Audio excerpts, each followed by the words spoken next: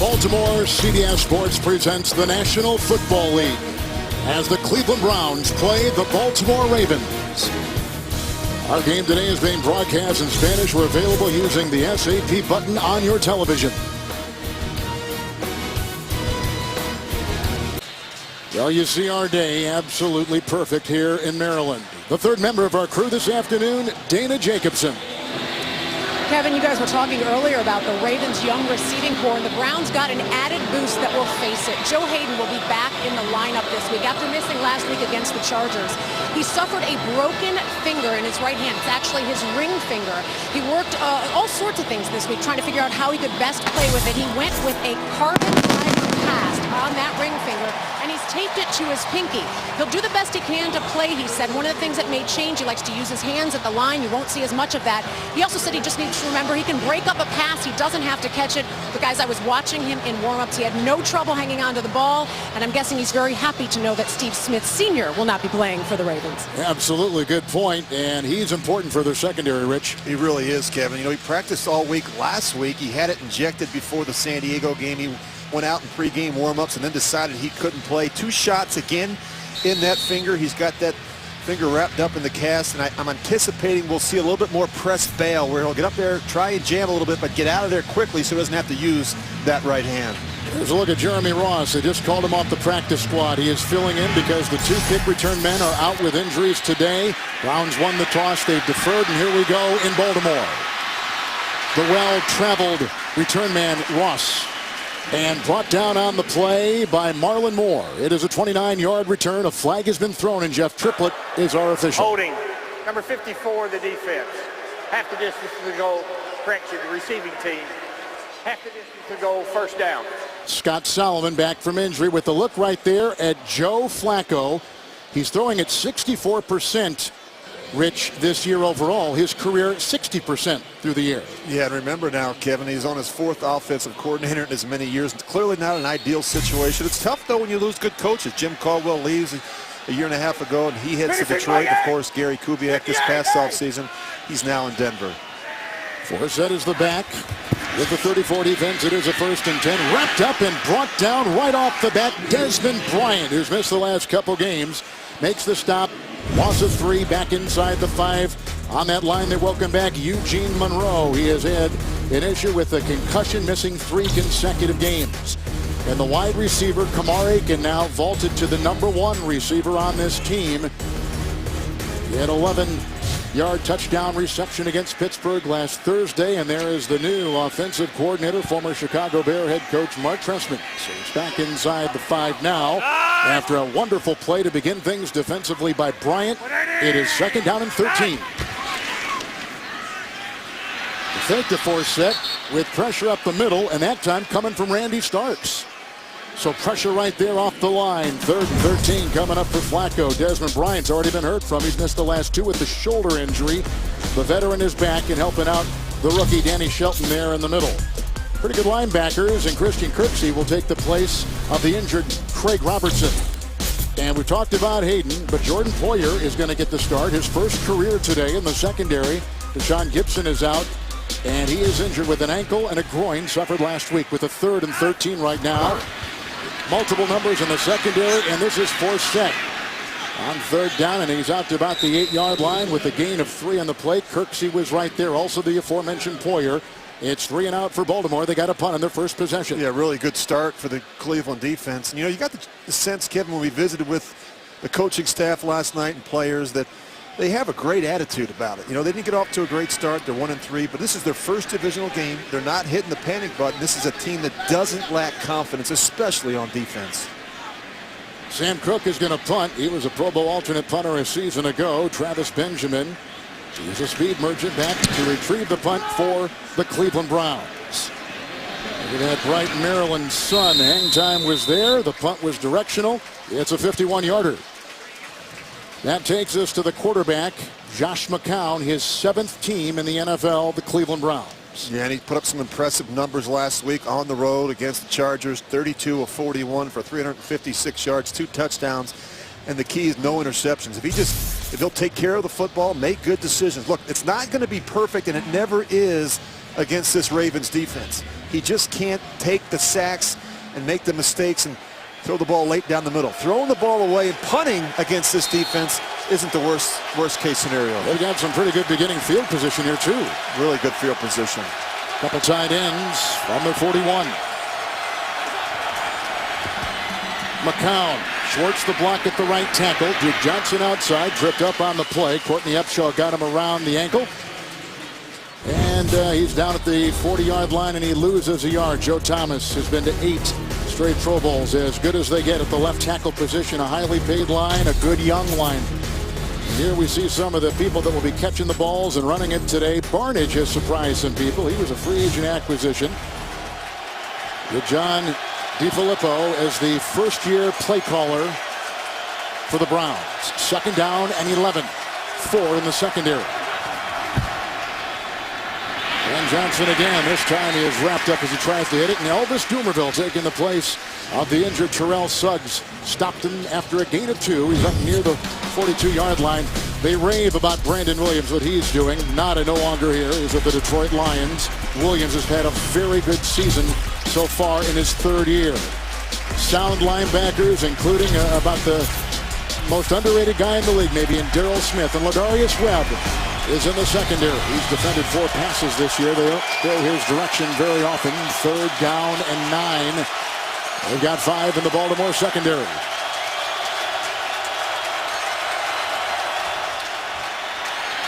McCown. Dumerville almost had him. As he is chased out of bounds by Mosley. The pressure was there. They can't make anything work on their first possession. They've got a punt like Baltimore before them. Yeah, they don't handle the pressure off the edge. And we saw some examples of this last week against San Diego. Some breakdowns in communication up front. Josh McCown does the next best thing, just throws it away and avoids the sack. And that's what a veteran quarterback's going to do. He's going to know when to call today. And you talked about that before. Yeah, you know, again, Kevin, you can't turn a bad play into a disaster or a train wreck. You're throwing the ball away, not the end of the world, especially early in this game. Bardarius Webb is back. There's a flag thrown. Webb will get it, 15-yard line. He hasn't returned punts on a regular basis since 2011. Tank Carter brings him down. Flag is down at the 36 as the punt was coming off the foot of the veteran and the multiple Pro Bowler Andy Lee. It was 4th and 9, so if they run into him, it's only a 5-yard penalty. Zach Orr was the man rushing from the wing, the 2nd-year player out of North Texas. Let's see what they call this here. Chop block. Kicking team, number 33. That 15-yard penalty being added to the end of the kick. 1st down, Baltimore. All right, Zapoyer will pick up the penalty. We take a break. We're early in the first. 11:44 from Baltimore. Ravens on their first possession. We're back at their 8 to start, 3 and out. Rich, here they start at the 39, so they get better field position. Their defense gives them it. Yeah, they haven't had a great field position to start drives, Kevin, most of the season. They've had some slow starts offensively as well. Monroe the block. Flacco. Kamar Aiken quickly brought down by the veteran Joe Hayden. It is a gain of 9. He'll be up to the 48. Let's go back and take a look at the chop block. And what you're going to see is McClellan, he's rushing. He's going to come across the face of the center. So Hewlett and Poyer are going to tag team him. One up high and one down low, and you can't do that. Lucky that didn't get blocked, but you can't chop block another player when he's being engaged and blocked by your teammate. Our Mike Carey walked us through that in August. 2nd down and 1. Ben Monroe the block. Flacco moves up nicely, and he's got his receiver in stride. Aiken brought down by the veteran Hayden again. 17-yard catch and run. He's down to about the 36. Well, they love these crossing routes off of play action. You see the play action fake really gets the hold on the linebackers. And this is what Flacco does so well. His ability to step up in the pocket and make those good deep ball throws across the field. Again, no Steve Smith today. Hurt his back. No Michael Campanaro. He hurt his back. He's gone. There's a 1st and 10 for Set. He's a very patient runner, and it shows here as Brown tries to offer a block. And he's down near the 26-yard line of Cleveland. It's an 11-yard run. Some inactives today. We talked about Smith. Gilmore, the tight end, is still out with the calf. Telefero's out with the foot. Chris Canty continues his injury problems with the calf injury. 11-yard pickup right there on the run by Forsett. Buck Johnson is the backup running back today with no Telefero. Foot pass, poorly thrown, looking for Aiken. He's on the wing, and the coverage on the play by Dante Whitner. Second down. The one challenge I think for Joe Flacco today, Kevin, is just getting used to so many of the new players, the young players at wide receiver and at tight end. This is a very young, inexperienced group. Is there enough without Smith, you think, in the receiving corps, Rich? Well, I think they have to be creative. I think it's tough on the play caller, and so many young and new players. And, Steve Smith, so much of the offense in the passing game revolved around getting him the ball in space. In motion receiver Waller. It is second down and 10. They go to Ross. And he's brought down by Dansby. He gets to the 19-yard line with a gain of 6 on the play with a look at Smith right there. They miss his 5 Pro Bowl performance. He had 29 catches early in this season. Yeah, look at the numbers. Look at Steve Smith's production there on the left, and you look at the rest of the team, the receiver group. It's just it's amazing. He's out with the back injury. Was working hard and diligently this week to try and get healthy, but he wasn't able to play today. And who knows if he'll even be able to play next week. They're going to have to be able to survive, I think, for a couple of weeks without him. And they didn't even make a trade with St. Louis and got receiver Chris Gibbons. Third down and 4. Flacco with the chase and the catch by Ross, knifing his way to the 1. Brought down by Whitner. Jeremy Ross out of Cal, third-year player, signed off the practice squad, putting his fingerprints early on this game. Well, great job by Flacco, staying alive in the pocket, keeping his eyes downfield and finding Jeremy Ross. And it's amazing when you think about Ross just joining this team, Kevin. And Kruger had a chance. I thought Kruger might even, he was trying to knock the ball out of the hands of Flacco. Pretty fortunate there, but. Boy, Yosemite and Zuda did a good job on Bryant, too, stopping the pressure in the middle of the pocket. First and goal. Forsett with a good block. Knocked away by the very acrobatic Kiki Mingo. Barkevius Mingo with the play right there for number 6 overall pick out of LSU. Knocked away. Second and goal at the 1. Well, I think Flacco forgot that Mingo, Kevin, is 6'4", and he's got great leaps. Look at this terrific effort there. I mean, this is a Flacco. He actually put some arrow on it. He just didn't realize that Mingo could jump that high. Had his fullback wide open in the flat. This is an area where the Baltimore Raven offense has struggled in goal-to-go situations. Multiple tight ends. Oh, look at Flacco.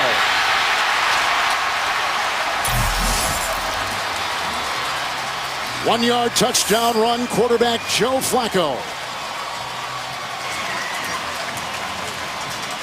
What a deceptive move.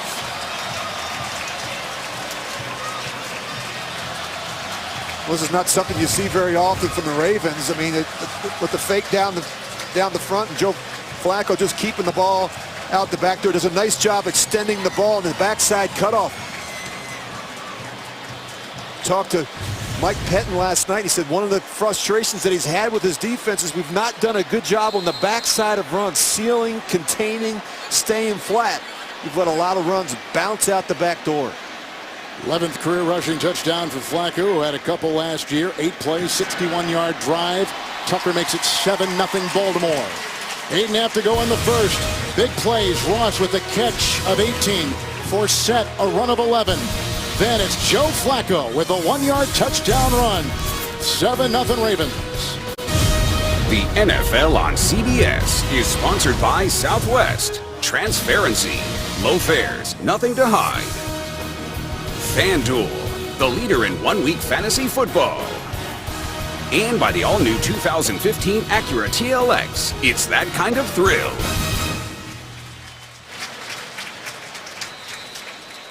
Joe Flacco has started this game 4 of 7. A well-orchestrated drive right there with nice pass completions. Aiken caught a couple for 9 and 16. But what about Jeremy Ross, who they signed off the practice squad, who's bounced around this league, undrafted player out of Cal.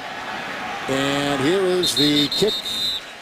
It is over Gilbert's head and out of bounds. Touchback to the 20. Your weekend starts here when the Falcons take on the Saints on Thursday Night Football on CBS and NFL Network. Breeze against Ryan. We saw Atlanta last week. They are tough. And this Julio Jones is terrific to Today, Carolina, a couple undefeated teams, 6 undefeated teams coming into this week 5 in the NFL. Yeah, Atlanta's done a terrific job. You got to give Dan Quinn some credit. Kevin, we did see them last week. I was impressed with their defense, but even more importantly, their ability to run the football behind that rebuilt offensive line with Devontae Freeman. Crowell, the wingback. It is 1st and 10. Gabriel on the move. And against the call.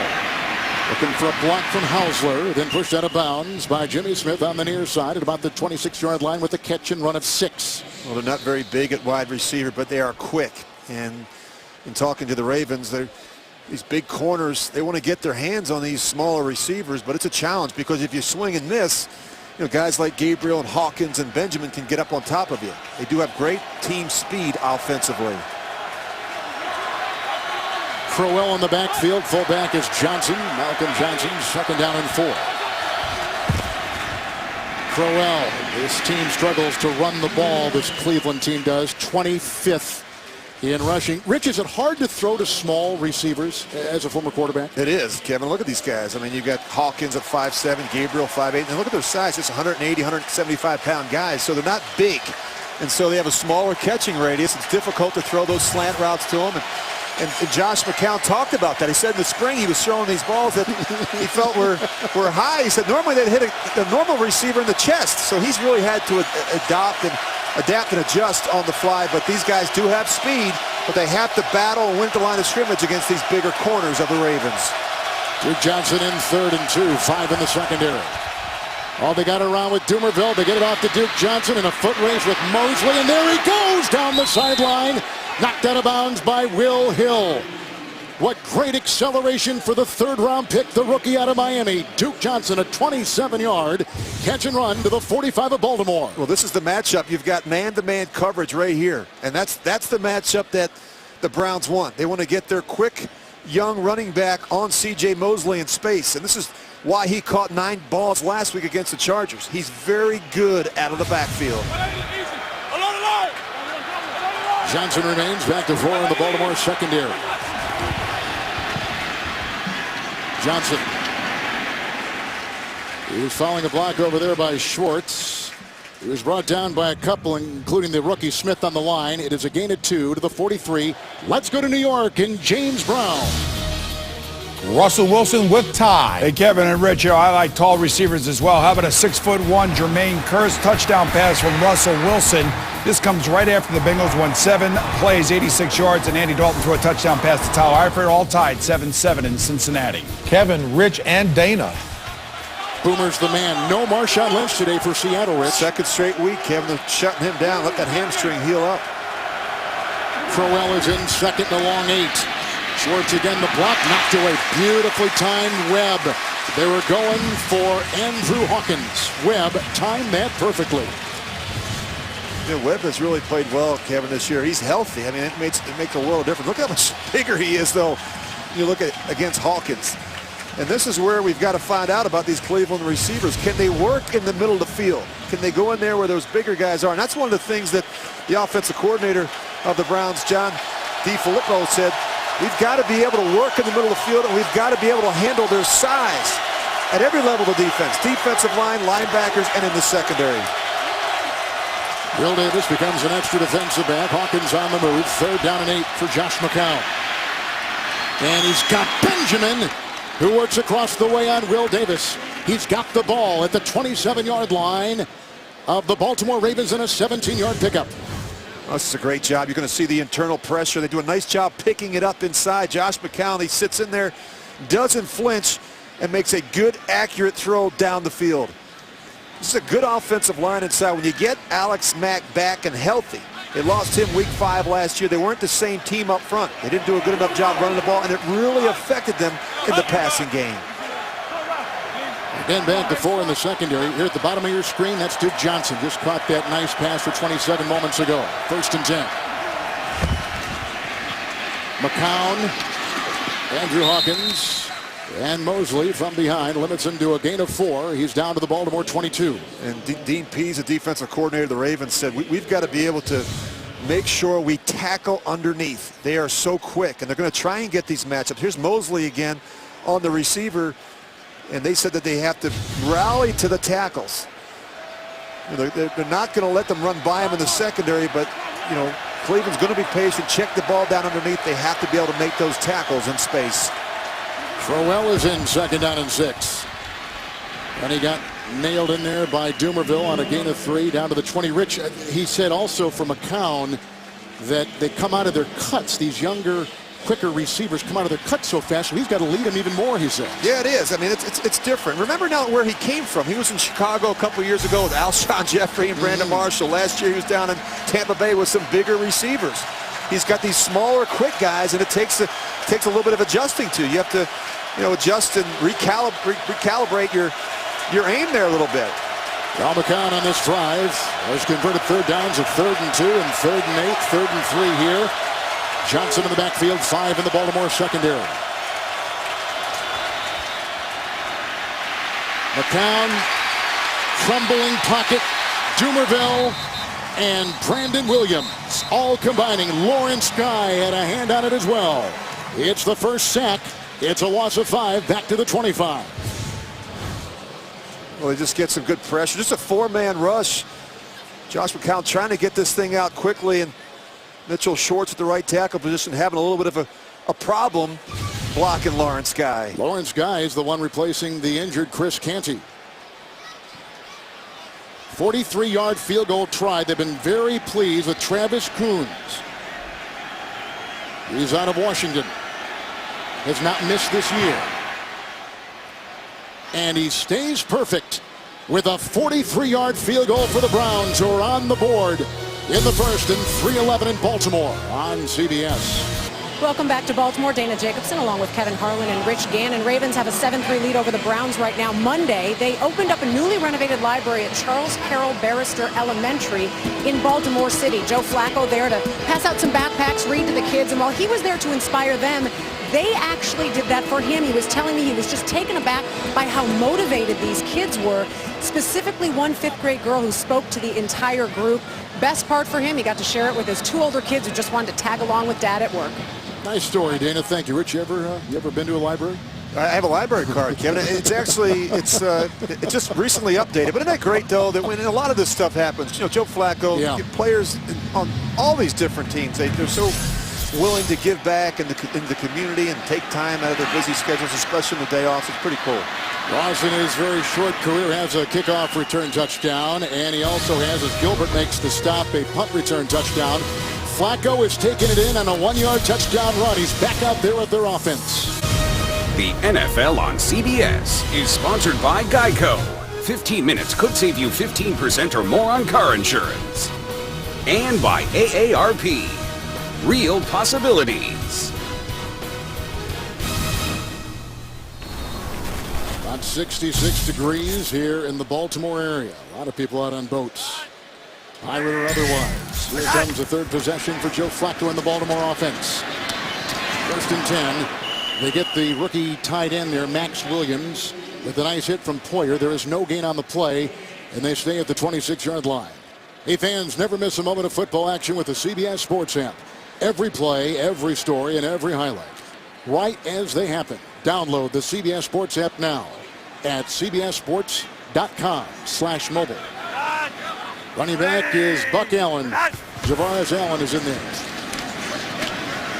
And he plows his way for 3, and he's up to the 39-yard line. Looked like Bryant, along with Kruger on that line. Kruger used to play for this team, and he's up to about the 29-yard line. The previous play, Kevin, was a nice stop by Jordan Poyer, making his first career start for the injured Pro Bowler Tashawn Gibson. And just in talking to Jim O'Neill last night, the defensive coordinator, Poyer's a guy that took all the reps in the offseason because of the holdout from Tashawn Gibson. They feel pretty comfortable with him back there in the middle of the field. Browns in the nickel with a 3rd and 7. You see the 4 wide for quarterback Joe Flacco.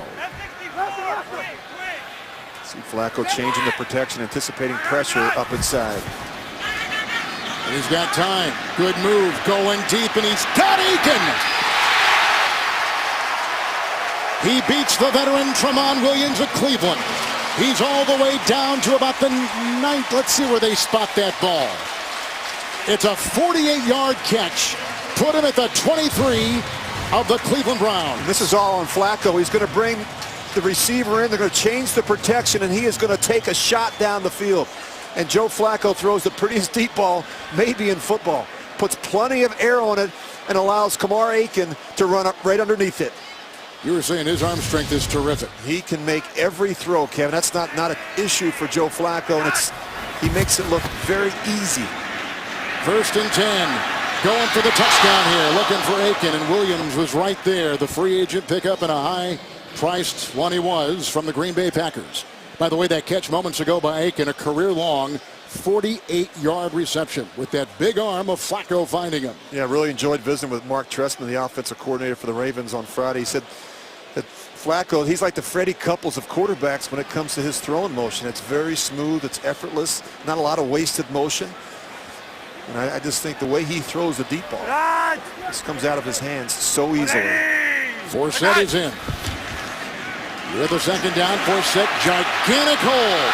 And a big block by the tight end, Williams, downfield. He's inside the 10. He races for 15 yards to the 8. 1st and goal, Baltimore. What's a great example of the zone run scheme. You're going to see everyone's going to cut off the backside, the front side. You see the left guard gets the key block on the tackle, and Justin Forsett is off to the races. We talked about it in the open, Kevin, the importance of the zone run scheme at the point of attack, as well as cutting off the backside and having a running back that's very deliberate and quick to the hole. Yeah, Monroe and Osemele, you're right, Rich, right there, opening up a gigantic hole. Juszczyk is in. 1st and goal at the 8. Ross in motion. Juszczyk. Touchdown.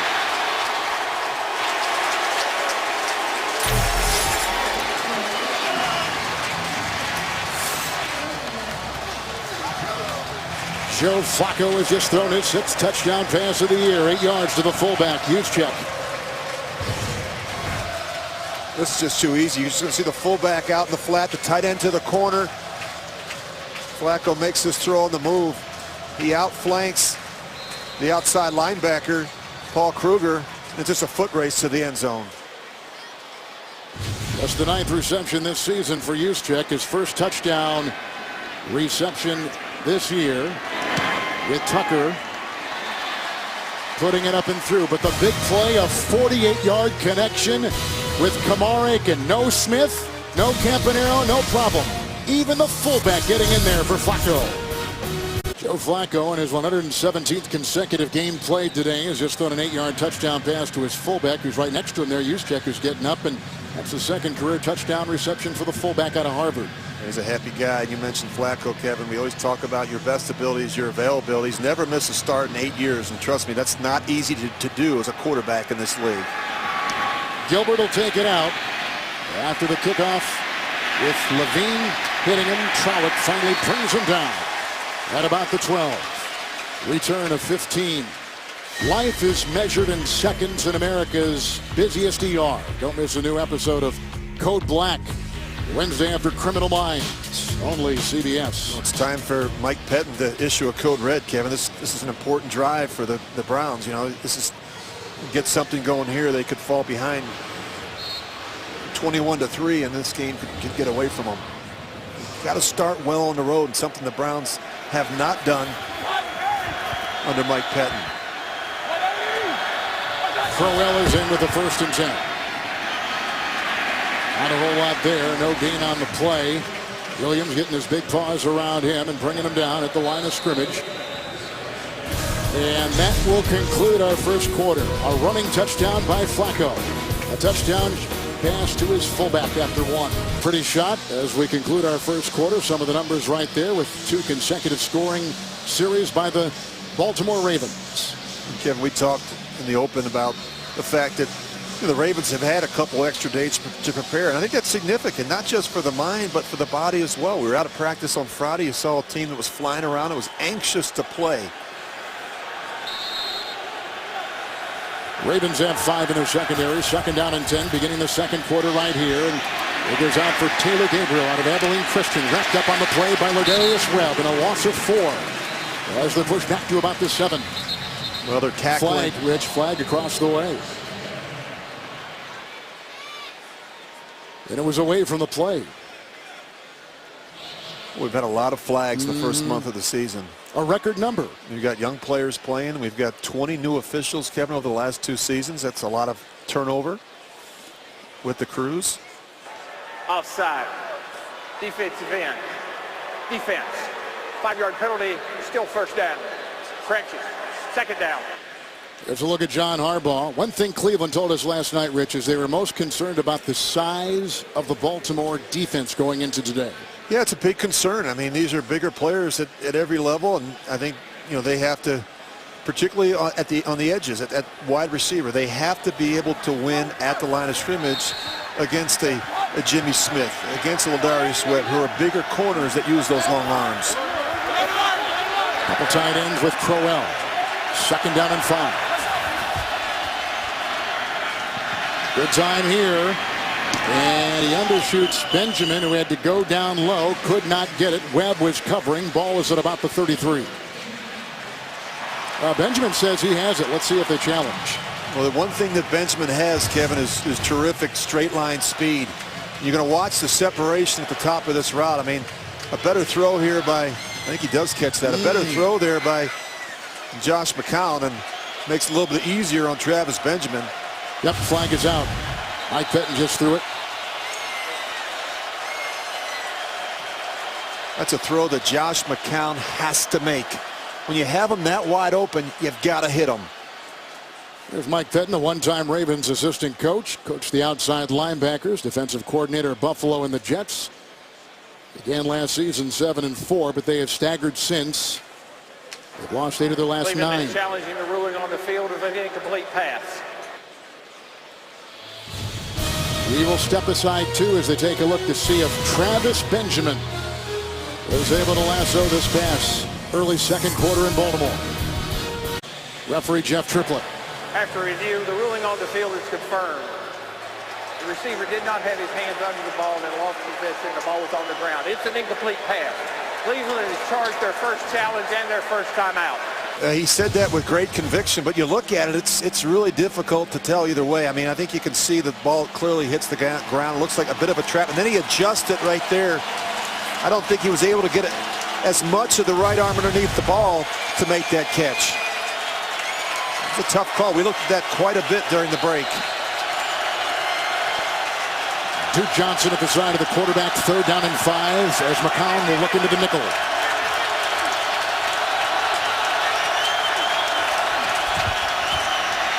Thomas with the block.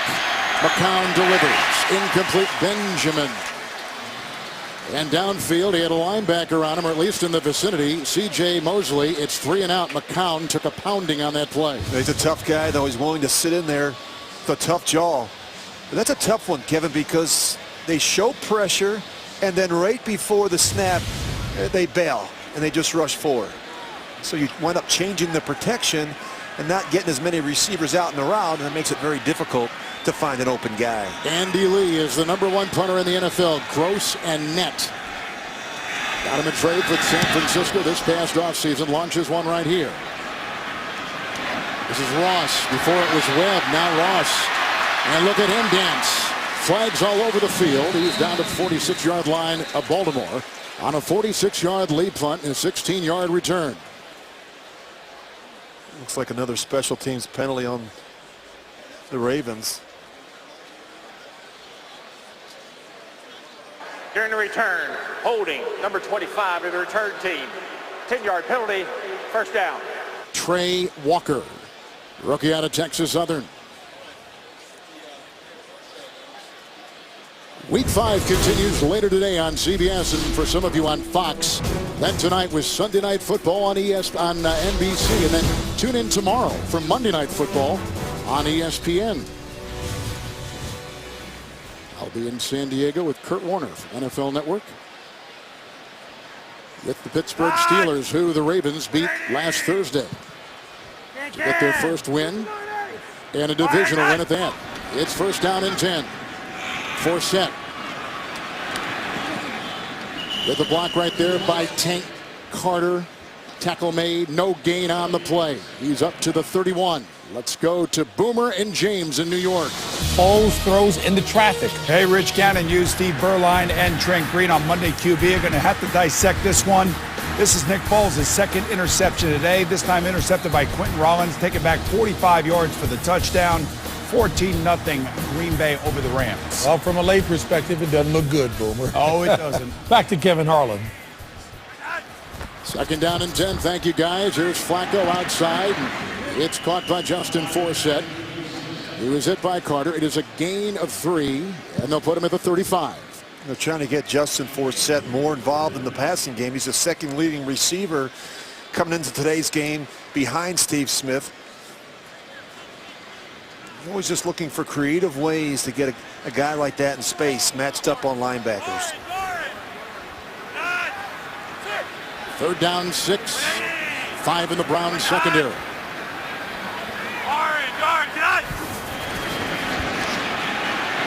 Flacco, what a catch.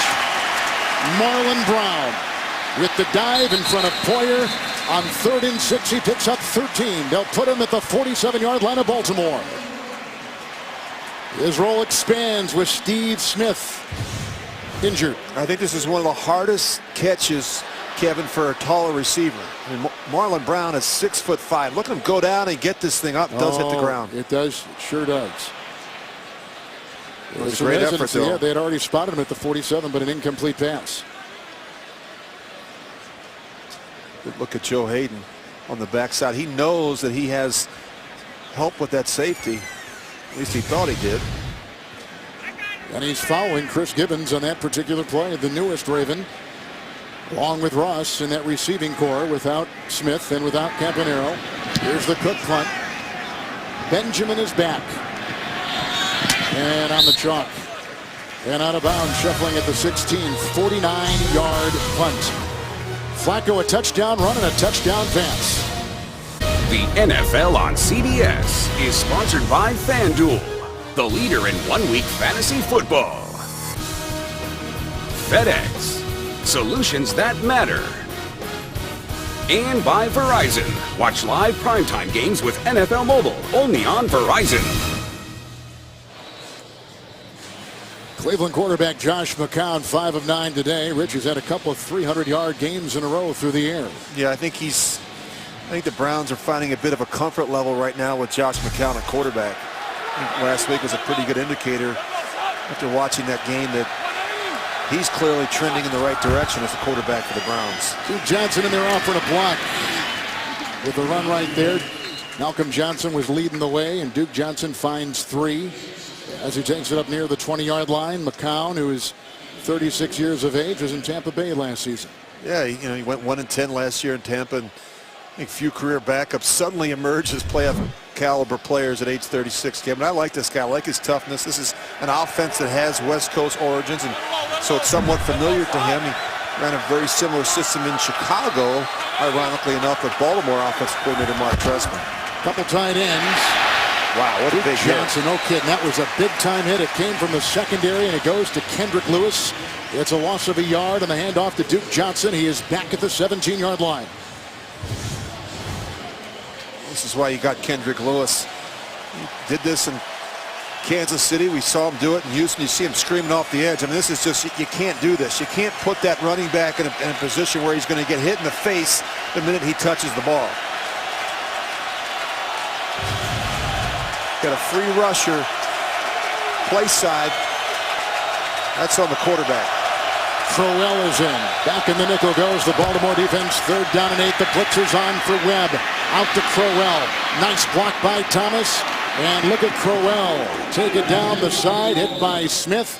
It's a catch and run of 16 yards. And put him at about the 34. Well, you're going to see the blitz coming off the edge. Nice job by Josh McCown. He knows that he's not blocked. He knows he has to screen out the back door, so he's going to hold, and then dump the ball to his back out on the flat. Another big play. The Ravens defense has given up on 3rd down today. Antonio got out there too, in addition to Thomas with good blocks on that left side. 1st and 10. Couple tight ends. Hausler is open, but they go over him, and it's thrown away and picked off by Webb. Flag has been thrown. Late hit at the other end by Lawrence Guy. It's going to wipe out the interception.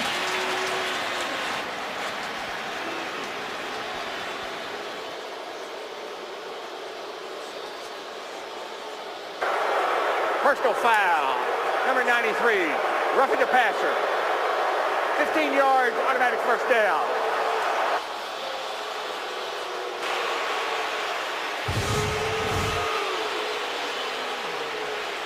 Well, you can't do that. I mean, is everything right except right at the end he doesn't pull off and he pushes Josh McCown. You see McCown's head snap onto the ground. That's how guys get concussed. Well, he was concussed early in the season. Right? That's when Manziel started. Against the Jets. Against the Jets. John Harbaugh's ticked off at the call.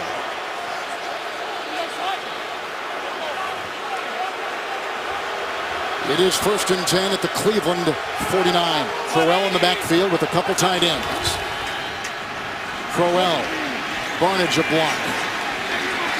And they stuff him right there. Guy, along with Upshaw, loss of a yard. They'll go back to the 48.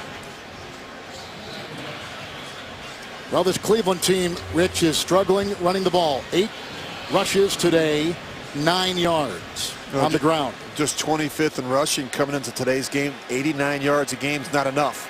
They need to have balance. They need to be able to run the ball with some power. They've got a couple Pro Bowl linemen up there, and Joe Thomas and Alex Mack. And that's the battle they talked about, winning the battle in the trenches against this bigger defensive line. Hartline in motion. It's 2nd down, 11. Hartline knocked out of bounds by Webb, the former Miami Dolphin possession receiver. It is a gain of 5, and he takes it to the 47 of Baltimore. And when we talked to offensive coordinator John DeFilippo last night, he said one of the things that he's got to make sure the players understand is we've got to be physical and win up front. He really stressed all week and in the meeting last night that we've got to be the more physical team. We have to be the team that plays with a greater purpose today against this Ravens defense.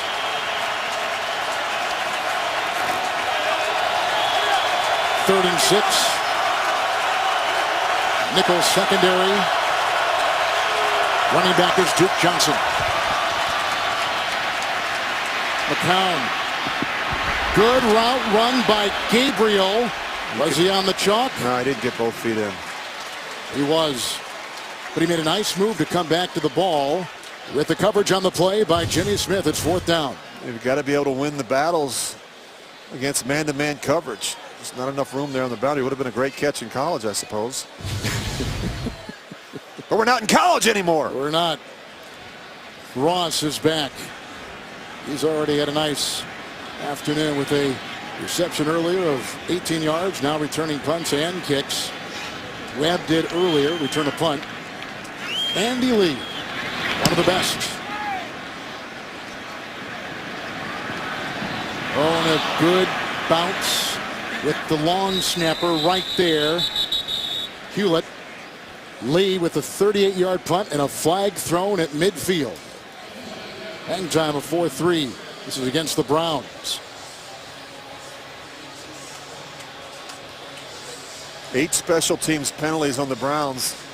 Tied for second most. Only Buffalo has more special teams penalties coming into today's game. You say you're talking about the offensive coordinator, first-year NFL play caller, and John DeFilippo. It's got to be tough for a defensive coordinator. Formation, kicking team. Number 82 is uncovered on the end of the line. 5-yard penalty would be added at the end of the play. First down, timeout. It'll be tough for a defensive coordinator to get used to the tendencies, which we'll talk about down the road. One of the battles today in this game between the Browns and the Ravens. Line today, what would Baltimore do without Steve Smith and Campanaro at wide receiver? We talked about some of the younger players stepping up. Aiken's been terrific. Kevin 3 catches for 73 yards. Ross promoted from the practice squad. He's got 2 catches for 24 yards. Making some big plays for Joe Flacco down the field. And there were some challenges probably in getting the timing, getting used to these younger kids. Yeah, and I think that's the key for Flacco. He's got to be patient with the young players at wide receiver and tight end. Fake to 4 set. 1st and 10 Flacco after the Cleveland punt. Dancing around, buying time. 4 set with Orchard there. Knocked out of bounds near the 23-yard line with a catch and run of 9. Flacco kept that alive. I just think it's really impressive, Kevin, and visiting with Joe Flacco on Friday. It seemed like nothing phases him. The patience we talked about as a quarterback, you got to trust these guys completely. And I think that's where some indecision can come in for a quarterback when you're not exactly sure what they're going to do in a critical situation because you don't have that game experience. And the thing about Flacco, he said, look, I have to have a great attitude. I have to embrace these young players, and I have to believe in them. I have to believe in my teammates, and he's continually showing confidence in them regardless of the situation. We have the 1st and 10 for wrapped up by Shelton. That is a big man who is hungry inside. The rookie out of Washington. They're really pleased with him. It's a loss of 4. Yeah, they're pleased, aren't they, Dana Jacobson, with these receivers? Yeah, and especially Jeremy Ross, who you guys have already talked about a little bit, being activated off of the practice squad. Joe Flacco told me yesterday that one of the most impressive things about him is the way he knows this offense. Anybody can sit in a meeting. It's a different thing when you get out on the field, and we've seen that from him today already. Ross has been all over the joint in New England, Indianapolis with the Colts, Green Bay, Detroit most recently. 2nd down, 14. Good block by Boyle, the tight end. Going deep for Givens. Knocked away. Nice defensive play by Hayden. Bad broken finger and all. It's incomplete. Well, Joe Hayden, such a special player. And when he's healthy and dialed in, he's as good as there is. And it's a legitimate shutdown corner. And his recovery speed is what's so impressive. He's not 100%. He's got some bruised ribs. He's got that broken finger. Yet he's still out there competing. What were you saying before the game? He's had some shots, some pain-killing shots. He had 2 injections in that right finger, that ring finger, and he's got it taped up, and he's got a cast on there. And you know it's hurting him, and it's making it more difficult, I think, Kevin, for him to play down around the line of scrimmage and play all the press coverage that he wants to play. Dana talked about that cast he's wearing today. 3rd and 14, screen pass, Juszczyk, who is brought down by veteran Randy Starks. A gain of 8 on 3rd and 14. They'll have to punt, and that's a close-up look, has them primed together. It was kind of an interesting little turbulent time when it was announced he would not play last week after being, probable going into the game at San Diego. And he warmed up and did everything, and they were anticipating him playing. But, he's such a great player, and he wants to jam. He wants to play that press coverage. And he said, if I can't do that, then I'm not nearly as effective. So I think that really factored into his decision last week on the road against San Diego. Cook will punt. Boy, they came in that time. Mingo just about got a hand on it. Benjamin rolls it away with a crossing of the arm. And that's going to mean pretty good beginning field position for the Cleveland Browns with 6:47 to play in the half. Joe Hayden, multiple Pro Bowler. Timeout. The NFL on CBS is sponsored by Voya Financial, changing the way you think of retirement. And by Bud Light. Make the right call. Drink responsibly. Look at that spectacular shot of the Inner Harbor. Aerial coverage of today's game provided by MetLife. And there we are, right down there. Camden Yards is right there at the top of your screen. What a day in Maryland. A perfect day for football. Gorgeous. Leaves starting to change here in the Baltimore area. Crowell in the backfield after the punt. 1st down and 10. Ball is deflected and caught by Hawkins, who's thrown out of bounds by Jimmy Smith across the way. He's up to the 46, and he picks up 7 on 1st down. A really nice throw there, getting it over Courtney Upshaw into the hands of Andrew Hawkins. This is a really important drive. Look at the outstretched arm of the rusher. I think you got a hand on it there, don't you? Maybe. This is an important drive, Kevin. He got good field position. Find a way to get back in this game and take advantage of this opportunity. Couple tight ends here on 2nd down and 3. Buys time, and then he's got a wide open tight end. Barnage hit by Smith. Takes the ball deep into Baltimore territory at the 15-yard line. Nope, make it the 20. And he picks up 35 on the play. Barnage in tight end receptions and yards in the top 10 in the NFL.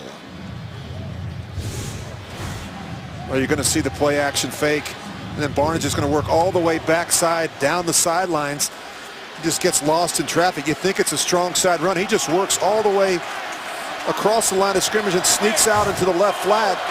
Great design, great play call by the Browns. He and McCown were in Carolina together at one time. They're going to put him at the 19 with Duke Johnson in.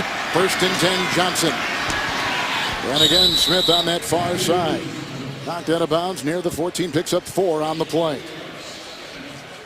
The versatility at Johnson is impressive. It really is. And, you know, the one thing that they really like, talking to Flip, the offensive coordinator last night, is they like the fact that the veteran quarterback can get them out of bad plays. His ability to change protections to the line of scrimmage. They put a lot on his shoulders.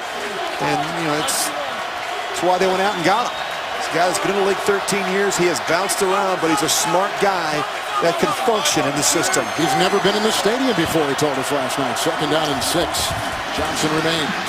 Good block by Thomas. To the end zone and for Hawkins. With the coverage on the play by Kyle Arrington. The former New England Patriot, 3rd and 6 for the Browns. When you throw these little receivers down the field, Kevin, you have to be perfect. So difficult. I mentioned Hawkins, he's 5'7". Tough one to fit in the back door there for Josh McCown. Hawkins in his 2nd year with the Browns, couple years in the Canadian Football League, 3 years in Cincinnati. 3rd down and 6. This is an area where they've really struggled down in the red zone. Dead last, just 27%. Hartline is in, looking into the nickel. With pressure. He is steamrolled right there. Coming through Lawrence Guy once again. It's the 2nd sack registered by the Baltimore D. Antonio's got his hands full on that line today. But just keep an eye on Guy right there. He's really playing well. Working against the left guard there, Antonio, and he just walks him right back into the lap of the quarterback.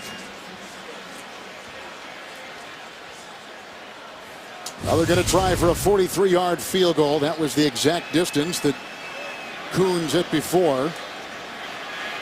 He played at Washington. He was the punter, the kicker, and the kickoff guy. He did it all. Field goal man. 43-yard field goal try right down the middle. 14-6, 4:05, 2nd quarter. The Browns come up with more, but they're held out. The Raven D comes in there with Lawrence Guy, a journeyman who comes through with another big play. Now coming up on the Verizon halftime report from our CBS studios in New York. You see those guys, JV and company, for news, scores, and highlights. They'll also preview Thursday Night Football on CBS and NFL Network. That's all coming up on the Verizon halftime report.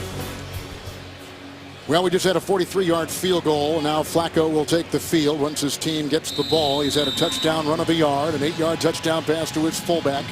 2 43-yard field goals from the Cleveland Browns. And their first-year kicker, Travis Coons.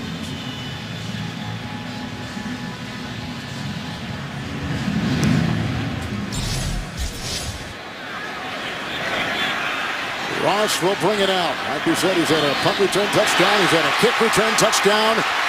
He's looking to get by Gilbert, but with his speed and his athleticism and the tackling ability of Coons, he is not going to get around the edge, but he does return it 46 yards for the Baltimore Ravens. He's going to get a late hit. Flag, yep, you're right. They're going to get a late hit on Coons. He loved to tackle, they say, when he played for the Washington Huskies.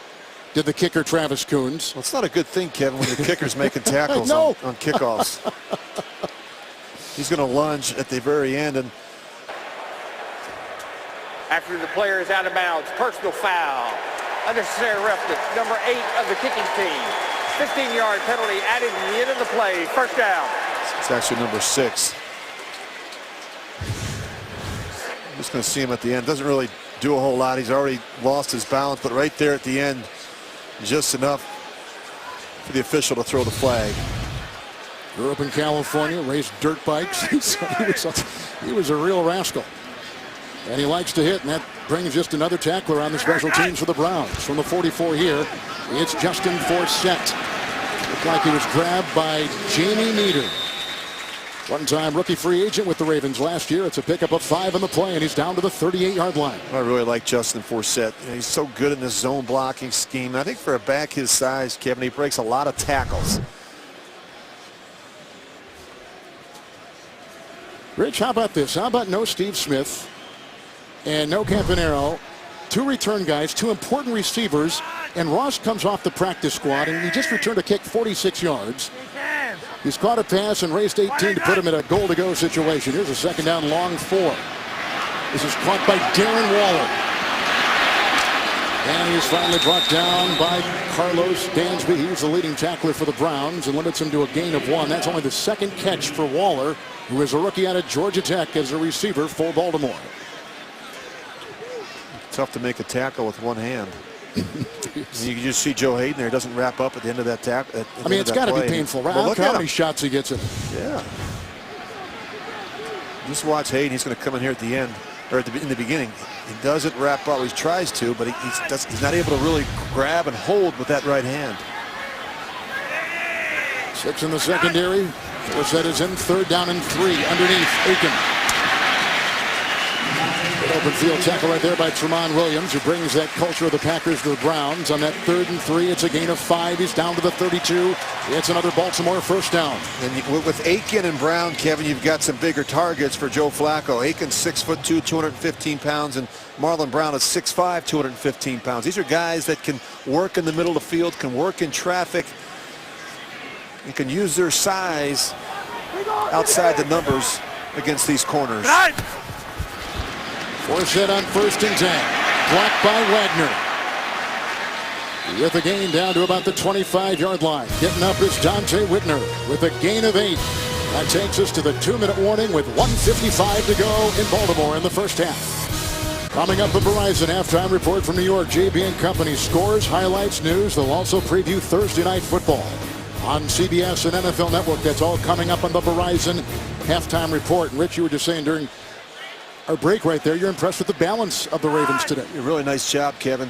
10 runs, 18 passes. A lot of the passes have come off of that fake, off that outside stretch zone play. Zuda with the block on Shelton, but they're coming through Armonte Bryant. And he throws him for a 3-yard loss as Forsett could not find any room back to the 28-yard line. Really good penetration by the Lions. I mean, the Browns nowhere to go. You mentioned Bryant. He's played well, Kevin. He's healthy. He's probably their most improved player defensively a season ago. K'Wan Williams has come in the secondary for the Browns. 1 of 5, 3rd and 6. Underneath is one of the rookie tight ends right there, Nick Boyle out of Delaware, who is brought down on the play by Dansby. Flag has been thrown. It was a gain of 5 as it stands now to the 23, about a yard shy of the first.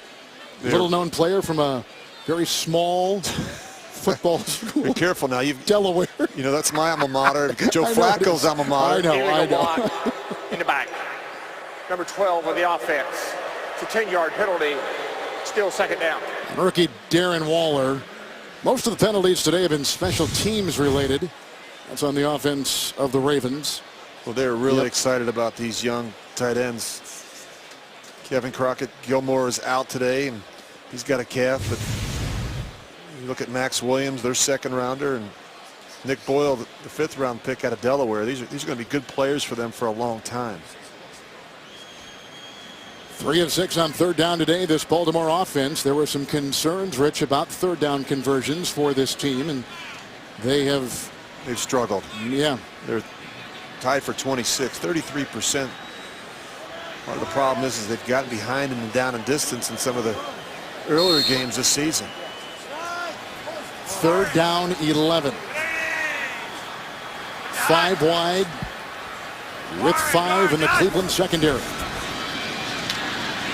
Near side, incomplete. Looking for Aiken with the coverage by a linebacker. That was Christian Kirksey out of Iowa. For the Browns, it's 4th down. They'll try for 3. Well, it's one of the best kickers in the business. You look at how productive Justin Tucker has been. Career field goal percentage 89.9. He is clutch. 2nd best in NFL history. He's the reigning AFC Special Teams Player of the Week. Made some big kicks last Thursday night against the Steelers. He did. Here's a 51-yarder right here, and it is no good. A missed 51-yard field goal. Just his 2nd miss of the season. He's now 10 of 12. Yep, he tied the game last week with 3 seconds left in Pittsburgh from 42. And they had the game winner from 52 in Pittsburgh on Thursday. But this is wide left from 51. Good snap, good hold. Plenty of distance. It just pulls it a bit. Very uncharacteristic for a kicker like Justin Tucker. He's tied for the most field goals from 50 and up, Rich, since 2013. Dan Carpenter's #1 in that category, but he's #2 anyway. They take over now. The Browns do with 2 timeouts. Remember, they lost one on a challenge from their 41. Duke Johnson again with a hit on the near side. It's Smith who brings him down after a gain of 3. He's to the 43-yard line with a look at the kicker on the opposite side, Travis Coons. Well, we're trying to track and figure out what his career long is, and hasn't had a lot of opportunities in the NFL, but back in college, he never kicked one from 50 or more, so his long was 48 back at UW. 5 in the secondary, 2nd down 8. Johnson is in. Oh, moving up nicely was McCown. Into Benjamin. With coverage downfield by Kendrick Lewis, who has come up with a couple nice defensive plays in the secondary. The free safety out of Mississippi. Oh, really terrific effort there by Kendrick Lewis, Kevin, as you point out. Not a lot of room on the boundary. Travis Benjamin did give Josh a lot of room to fit that one in. A good adjustment nonetheless by Kendrick Lewis.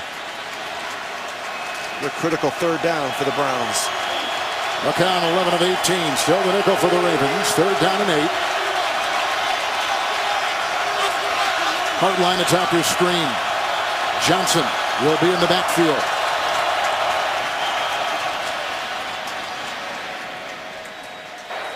The end game, offense. 5-yard penalty, still 3rd down. Well, they can't win if they keep shooting themselves in the foot. The missed assignments, the mental errors, the turnovers, the penalties. Not good enough to be able to overcome all the mistakes. It's been very frustrating for Mike Pettin.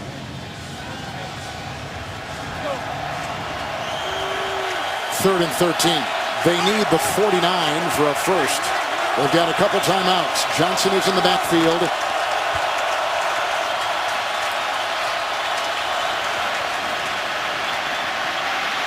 Underneath they go.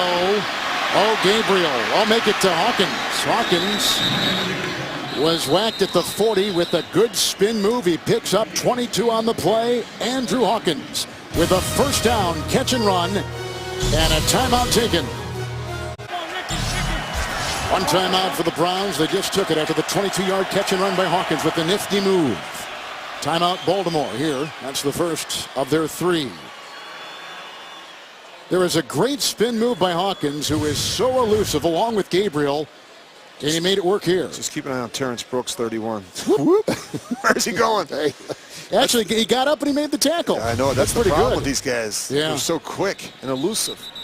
And that's one of the things that defensive coordinator Dean Pease has preached all week to the secondary. You know, we've got to be able to tackle the smaller guys, the quick guys.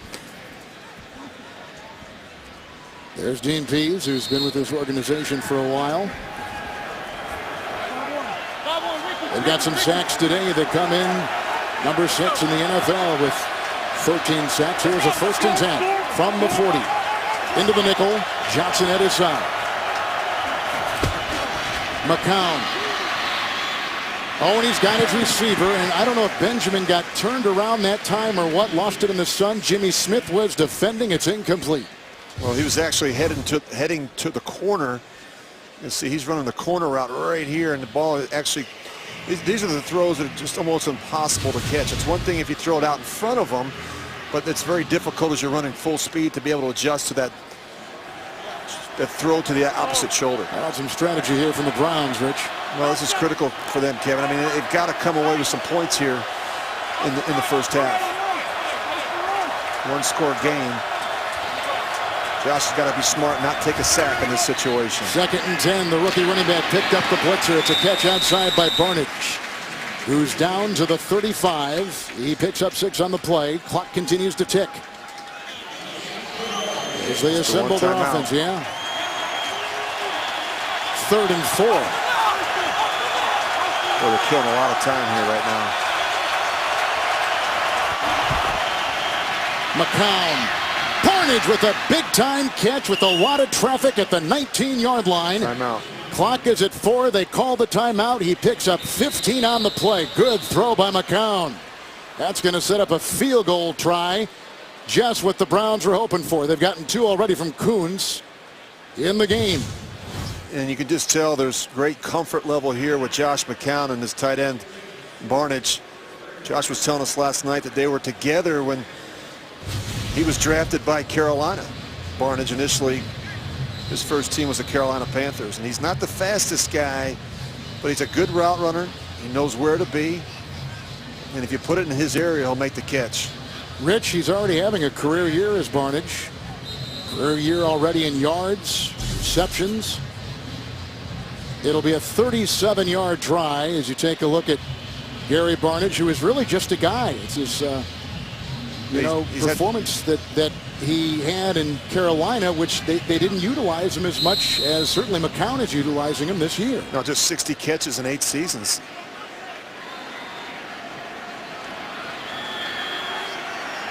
.37-yard field goal try by Travis Coons. And he got it. Field goals of 43, 43, and 37 yards.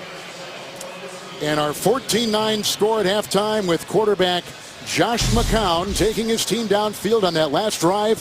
A 22-yard catch and run by Hawkins and a 15-yard well-placed pass to the tight end. Barnage sets up the 37-yard Cleveland field goal. And you think about it, Kevin, you know, Cleveland hasn't even played that well in the first half on either side of the football, and yet they look at the scoreboard, they're only down 14-9. To the sideline, and Dana Jacobson. Coach, down just 5. You've gotten 3 field goals in the first half, but just 9 yards rushing. What do you need to do in the second half to get more out of this offense? Well, I think we're doing a good job being opportunistic in the pass game. This is a front that's going to be very difficult to run against. And sometimes you got to pick and choose your battles. And if we feel we're better off throwing the football, we're a by any means necessary offense. So we always want to get the run game going. But if it's not there, then we're not just going to bang our head into a stump. You told us yesterday how important it was to try to stop run for Baltimore. They've been so balanced on offense despite those young receivers. Defensively, how do you slow them down? We got to play better. I mean, we're some basic calls. I mean, it's all fundamental stuff. We got to knock guys back. We got to separate off of blocks, and we got to tackle. Thanks, Coach. Great, thank you. Last win in Baltimore for the Cleveland Browns, November of 2007. As they try to change that today in Baltimore, the Ravens 14-9 at halftime. You're watching the NFL on CBS. Baltimore Ravens on top of the Cleveland Browns 14-9. Now, who do you love? Presented by McDonald's. The quarterback, Joe Flacco, to his fullback, Kyle Juszczyk. And he takes it in for 6. Kevin Harlan alongside Rich Gannon. Let's talk about adjustments here in the second half for Cleveland. Yeah, let's start with Cleveland, Kevin. I mean, look, they're in this football game. They're down 5, and they haven't played their best football. They're just a score away from taking control of this game, and it's one big play. I think they just have to keep chopping wood and keep staying after it. I mean, defensively they've played well enough. Offensively, they need more balance. They need to be able to run the football. Just 9 rushing yards in the first half. They did score, though, as we went to halftime. They did, and I think, you look at the job that Josh McCown has done. He's done a nice job, I think, avoiding the big mistake against a very opportunistic Baltimore defense. All right, the Browns, remember, had won the toss. They deferred, so they're going to get it to begin the second half with a look at McCown. And he is 14 of 22 for 165 through the air. As we go to the second half here in Baltimore. Tucker will boot it. Justin Gilbert will leave it in the end zone. Let's go downstairs to Dana Jacobson.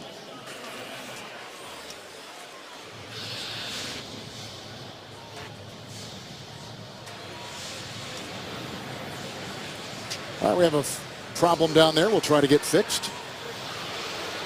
Well, Kevin, let's talk about Cleveland and what they've got to do here in the second half. I talked about some explosive plays. They really have struggled on first down. They've had 11 first downs.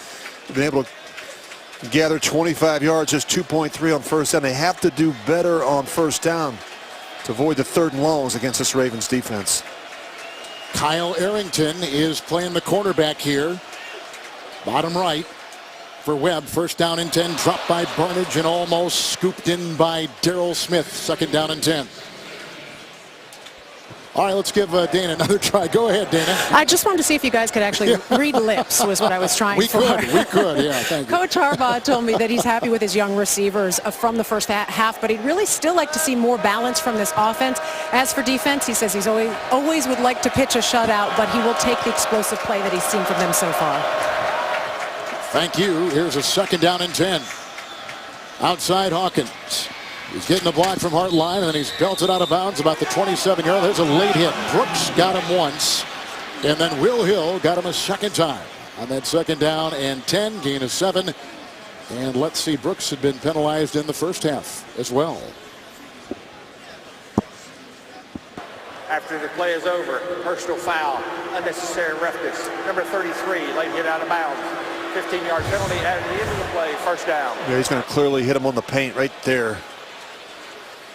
Just got to know when to pull off.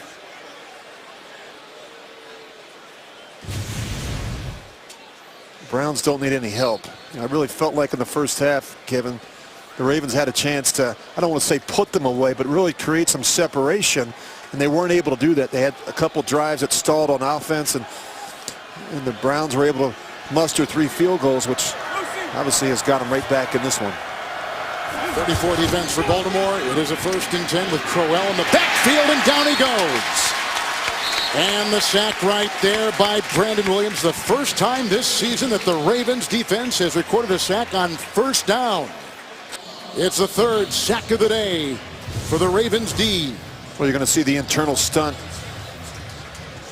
And Brandon Williams, he's had a solid start to the season, yet no one talks about it. He does a lot of the dirty work inside at that nose tackle position, the work that no one else wants to do. They take on the double teams all day. 5 in the secondary. Not sure why Webb isn't in. We've got Dana on that. 2nd down and 19. Underneath they go. Duke Johnson Jr. He's chased by Mosley, and he's tackled from behind by the rookie Zadarius Smith out of Kentucky, who had back-to-back sacks against Pittsburgh the last time. Johnson hobbles up, gain of 9. I really like this Duke Johnson Jr. I mean, he is really good out of the backfield. We talked about the 9 catches last week against the Chargers. This guy could be a real asset to a quarterback like Josh McCown. Johnson looking at his right leg across the way. That means Crowell is back in. Hartline, bottom of his screen, 3rd down and 10. Into the nickel. They need the 48.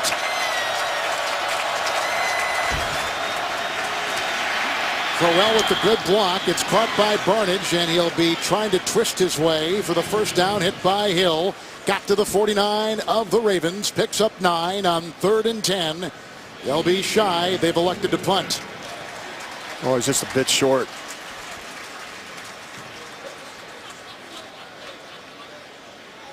It'll be time for a fake.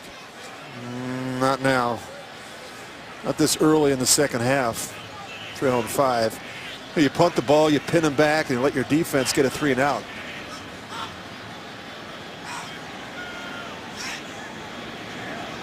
Andy Lee.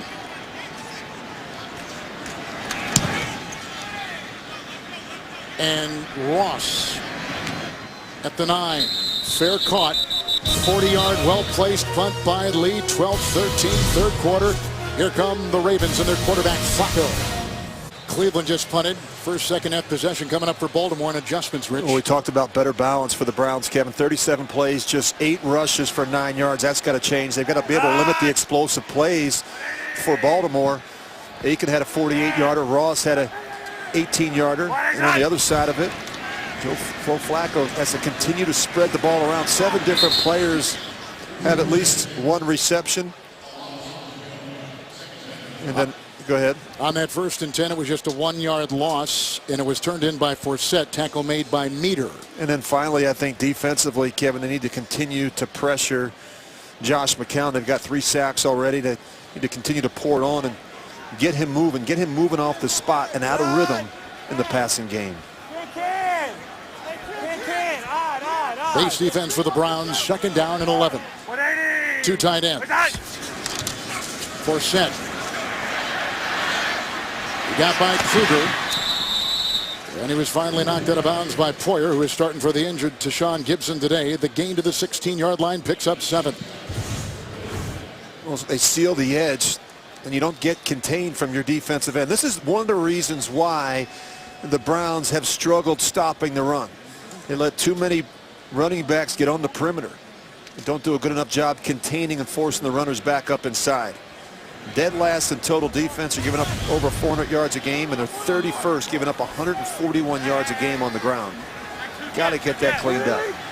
Nickel secondary, and the Pro Bowler Forsett in the backfield with a 3rd and 4 for Flacco. Underneath, the rookie tight end Boyle with a little hesitation. Then he works into the grasp of Carlos Dansby. It's a catch and run of 10 on 3rd down and 4. He's up to the 27 with a 1st down. Well, nothing tricky. You're just going to see Boyle work across the formation. It's against zone coverage. See, Carlos Dansby doesn't catch him out of the corner of his eye, and he's able to pick up the 1st down. Boyle came in as a blocking tight end, not necessarily as a receiving tight end. No, he's a big man, Kevin, and I think that's that's one of the benefits. He's 6'4", he's 260 pounds, but he's got a little bit more quickness than you think. 1st and 10 with Juszczyk in the backfield. And they go to Boyle again. Lot of traffic there. Makes the catch. 37-yard line. Whacked by Carter. Very close to a 1st down. Just about. They're going to give him a gain of 10. Boyle has really come on. Remember now, they took Max Williams early in the 2nd round. And Boyle has done a terrific job. You mentioned Kevin as a blocker. He's really good on the edge at the point of attack in their zone run scheme. So young right now at tight end, at wide receiver. Hasn't phased Joe Flacco in the least. 1st down and 10. Flacco being chased. And there's Waller. He was drilled on the play. Flag has been thrown. Whitner in the secondary was the one to do the hitting. Well, the official's going to talk about this one. This one's close. As you look at Dante Whitner coming across the field. A couple of years ago, he wanted to take the W out of his last name and call Dante Whitner. Well, he'll hit you. Now, this is the strength of their secondary without questions. You see the helmet, shoulder, up there around the neck. Waller felt, he felt every one of those. Whitner voted to the last. No foul for a hit on the defensive receiver. The hit was to the shoulder. Whitner has been voted to the last 3 Pro Bowls. In fact, all these starters in the secondary for the Browns have Pro Bowls on their resume. Well, I think it's a strength of their defense without question. Maybe the strength of the football team. When you look at Joe Hayden's a Pro Bowler, Whitner's a Pro Bowler, Tashawn Gibson who's out today. Tremont Williams was the Pro Bowler with Green Bay. Yep. Back in 2011. It really allows Jim O'Neill, the defensive coordinator, to play a lot more man-to-man coverage. That's who they are. That's what they want to do defensively. Rookie Javaris Allen out of USC is in the backfield with the 1st. Make it a 2nd down and 10. Buck Allen found the seam. Oh, there he goes! It's a foot race, and Williams brings him down from behind. Galloping his way inside the 20 and down to the 17-yard line. Late flag thrown, 45-yard career high gain for Buck Allen, the rookie.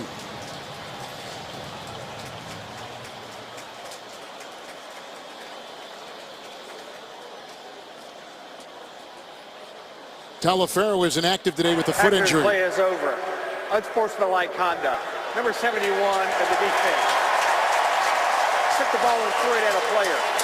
Half the distance to the goal, automatic 1st down. That's their rookie in their 1st round pick, Danny Shelton, 71. He was called right there. Well, you're going to see a big hole. They don't get off the blocks. You look at the defensive tackle on the defensive end. They're not able to get off the blocks, and that's a huge hole for the back. Max Williams, the tight end, with a nice block, the rookie tight end. Let's see if this penalty.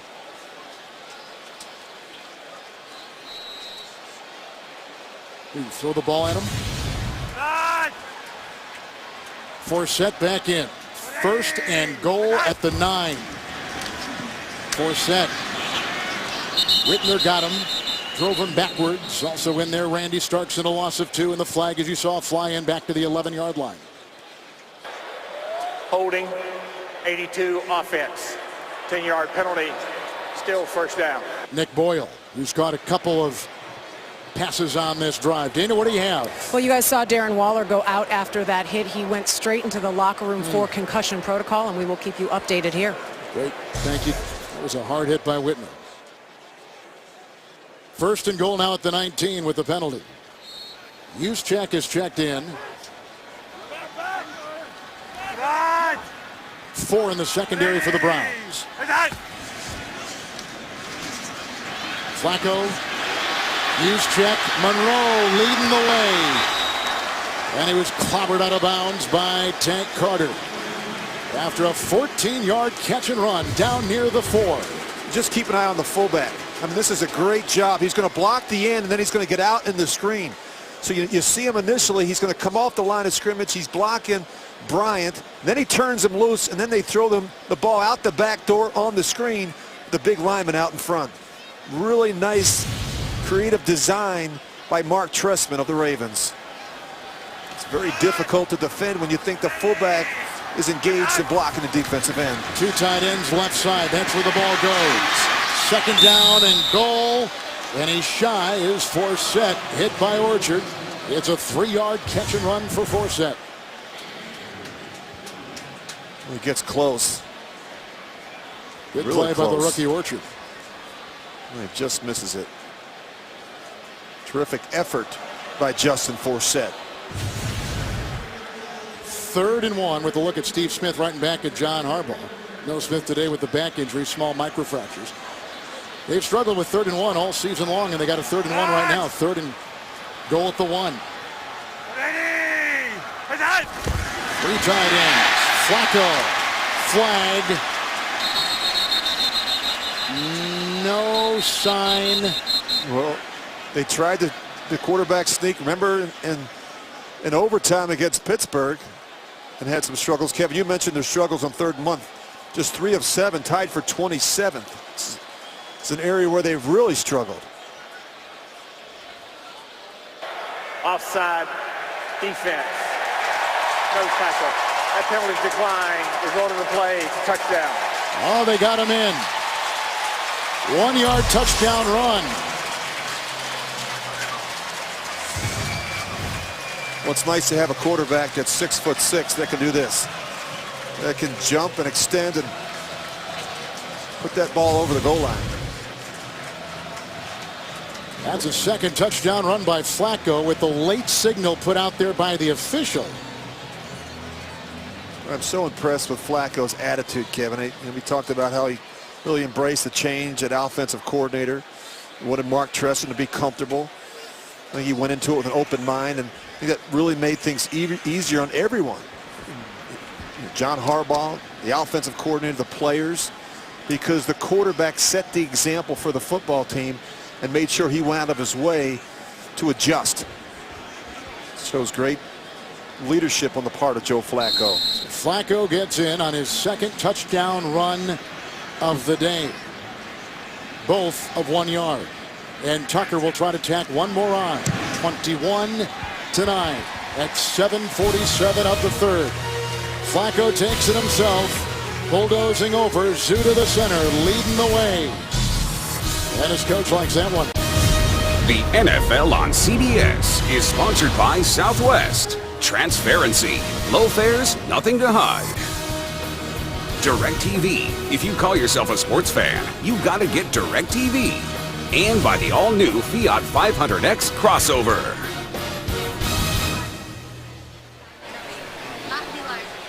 Beautiful shot right there, the National Aquarium in Baltimore. Joe Flacco working his way in with a 1-yard touchdown run, his 2nd today. Also gotten an 8-yard touchdown pass to Juszczyk, the fullback. 3 field goals by the Browns. Tucker, who got the extra point, will lace this one downfield, and Justin Gilbert lets it sail over his head. A touchback to the 20. 7:47 in the 3rd. Flacco and Baltimore on top.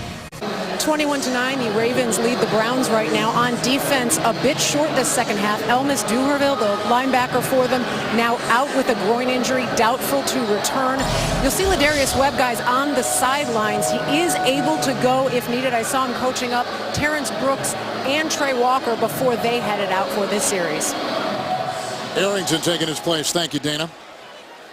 So now here come the Cleveland Browns. They've lost 2 in a row. They come in 1-3 as John Harbaugh pleads his case. His team beat Pittsburgh 11 days ago, 23-20 in overtime. This is the second home game for the Ravens and the only game in the month of October at home. They begin the season with 5 of 7 on the road. Tough task for this team, but they've been so tough at home here, Kevin, especially in the division, although they did lose to the Bengals a couple weeks ago. They're starting at the 25 because of an offsides on Baltimore on the kickoff, and Crowell on first down will work his way into the grasp of linebacker Albert McClellan on a gain of 6.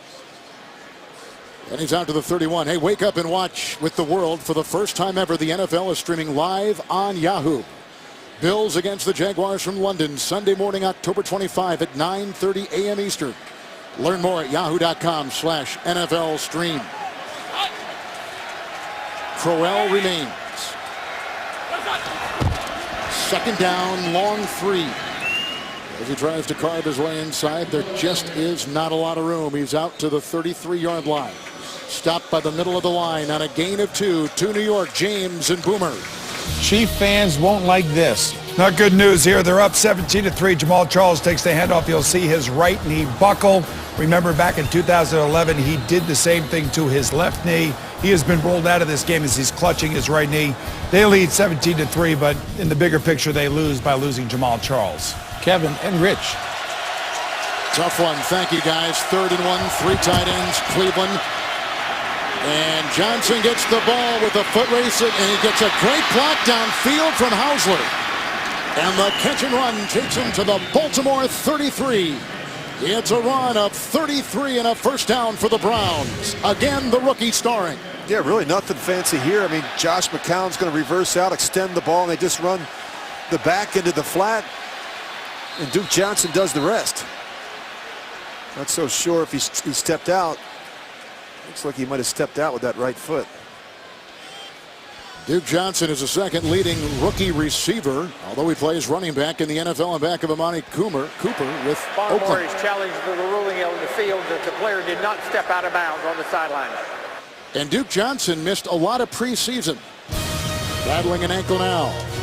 We've got a review. Johnson was whirling his way down the sideline in Baltimore. The NFL on CBS is sponsored by State Farm. Find your agent at statefarm.com.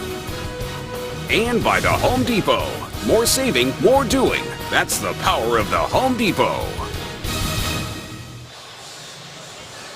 There is a challenge by the Baltimore Ravens on the catch and run by rookie running back, the versatile Duke Johnson. If he stepped on the chalk, and what do you think, Rich?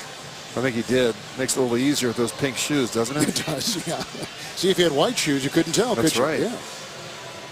I think clearly he steps out with that right foot. Rich, you know, the winner of this game gets really back into the mix, don't you think, in the AFC North? Oh, especially when you consider the Ravens beat the Steelers last Thursday night, and you got 2 1-3 teams that kind of fight their way back into this division. And you know, you look at the Cleveland Browns and Mike Pettin there, Kevin. He's trying to create a winning culture. It's a process, and unfortunately for Cleveland, After review, the ruling on the field has changed. The runner did step out of bounds at the 48-yard line. It'll be first down and 10 for Cleveland. Put 6:31 on the game clock. Baltimore is not charged with timeout. So it becomes a 14-yard catch and run. Nonetheless, they move the chains. They'll be at their 48-yard line. Duke Johnson. Yeah, he's done a terrific job for them in the passing game. He's leading the team right now with receptions with 6. They've got to be able to throw the ball down the field a little bit, Kevin. And you know, Travis Benjamin's kind of their big deep play threat, and he's been quiet today. He had just a single catch. Not been able to really push the ball down the field a little bit against this Ravens secondary. 2 tight ends. Corral is in. Still no Webb at the corner. They're still going with Arrington. First down and 10. Thomas the block. Barnage. Or make it Hartline. Hartline with the catch in front of Arrington at the 41-yard line of Baltimore. A gain of 12. A first down. Kind of a high throw, but Hartline's able to squeeze it. See if he holds on to it. Ooh, I don't know about that. Ball starts moving. That would be one to challenge if I was John Harbaugh. He just threw it. Again. Again, Kevin, a better throw here gets it done by Josh McCown. You make a receiver like Hartline try and make an impossible catch or a very difficult catch on the boundary. Player caught the ball inbound. Hartline is the only Cleveland receiver over 6 feet tall. He had to use every inch that time to grab it. Challenge. After review, the ruling on the field is changed. The receiver had the ball with 2 feet, but was going to the ground, and he lost the ball out of bounds. So it is an incomplete pass. It'll be 2nd and 10 on the 48. Reset the game clock to 6:10.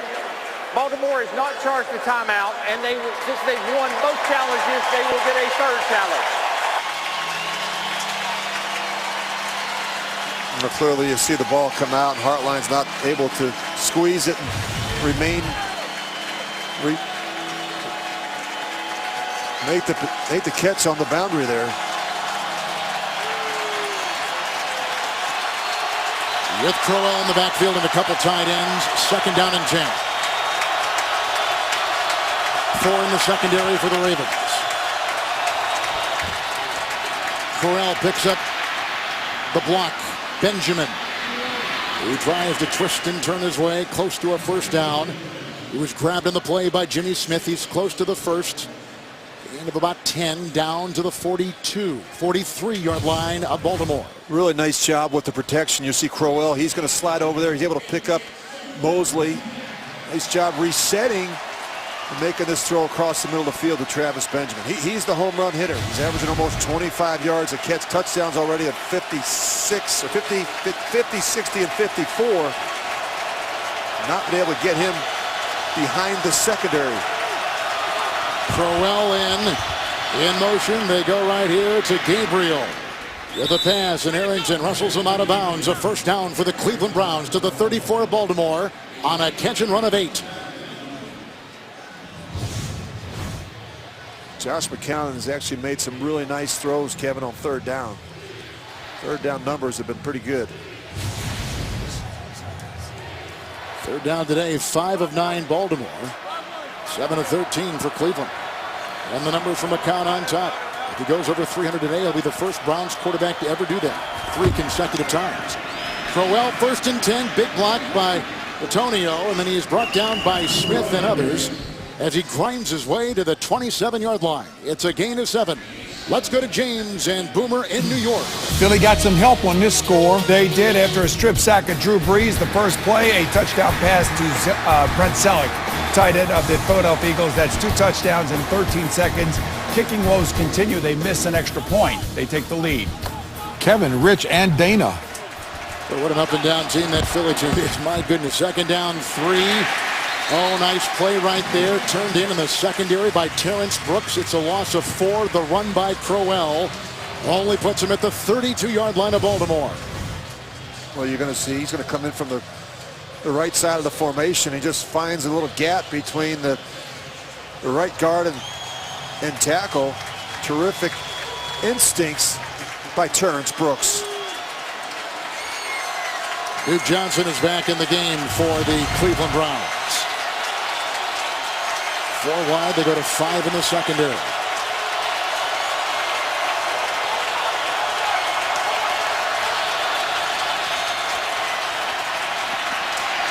Oh, he got away nicely. On the run, the tight end Barnage down to the 16-yard line. Hit by Zach Orr. He came through with the whack. And the gain puts him at the 16 with a gain of 15. It's a first down for Cleveland. Really nifty play here by Josh McCown. It's like two ships passing in the night. He's going to step up inside and avoid the rush, keep his eyes downfield, the ball in the throwing position, and he's able to find his tight end in the middle of the field. Timeout. Baltimore, their first. It's a 30-second Barnage timeout. with 5 receptions and 80 yards at the tight end position. He is having a wonderful year for a guy that really was not looked upon as a pass receiving tight end, but that's exactly what he's become. Well, tomorrow on CBS, the only thing smarter than a genius is a whole team of them. Catch a new Scorpion. It's tomorrow at 9, 8 Central, only CBS. There's nothing like a good tight end, Kevin, you can trust, especially down in this part of the field. And you just get the sense, even in visiting with Josh McCown last night, that he's got a lot of confidence in Barnage to do the right thing in a critical situation. He's not the fastest guy, we know that, but he's got very good hands and he understands where the weaknesses are in coverage. 3 of his receptions today have come on 3rd down. Duke Johnson is in 1st and 10. From the 16, McCown, good block by Thomas. And a big-time tackle made right there by Kendrick Lewis. The catch was made by Hawkins. It was a gain of 4. They take him to the 12 of the Ravens. I think Lawrence Guy bats this one again. Got a hand on it, huh? He sure did. Oh, no, that wasn't Guy. That was actually Carl Davis. But they got a hand on it, the rookie out of Iowa. Good push-up inside. 11th play of the drive. 2nd down and 6. 15-yard pass completion of Barnage. Catch and run of 14 by Johnson. The 2 big plays on this drive. Heartline, bottom of your screen. 5 defensive backs. Flag is thrown. Incomplete. Looking for Heartline. Another flag was thrown. 2 of them. Delay of game. Offense. 5-yard penalty. Still 2nd down. No, you can't have it, especially in this part of the field. It's the 2nd one today on the Browns. You got a veteran quarterback, Kevin. You and I talk each week about looking at that 25-second clock every time you break the huddle. And it just, you know, and you've got communication issues between the center and the right guard. Quarterback's trying to get the attention of his Pro Bowl center, Alec Max. Doesn't get done. Nickel secondary, 2nd down 11. Johnson in the backfield with McCown. Underneath they go. Hawkins at once. Wells it on the play. That time, the rookie, Terrence Brooks, make it the 2nd-year player, Terrence Brooks, got him with only a gain of 2 as they put him at the 15. I like these little bunch routes.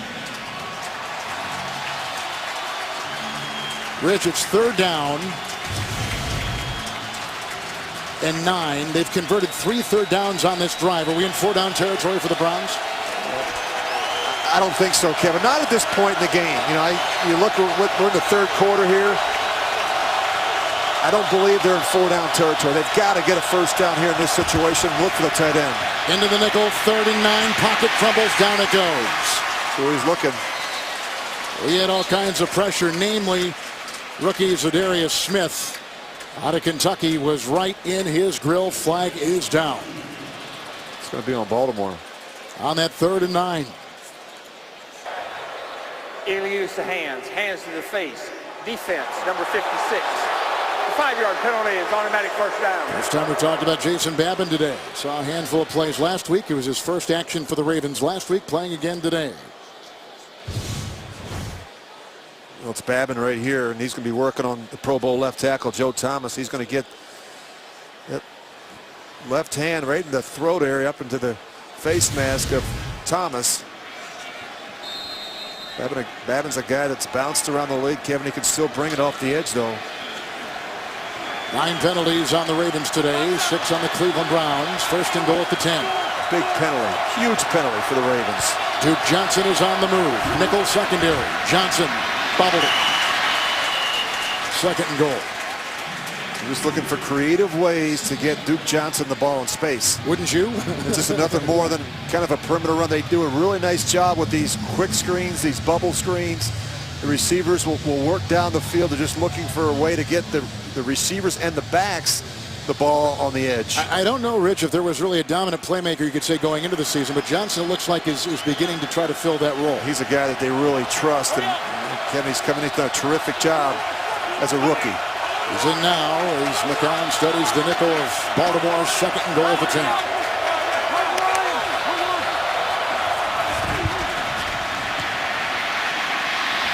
He's on the run.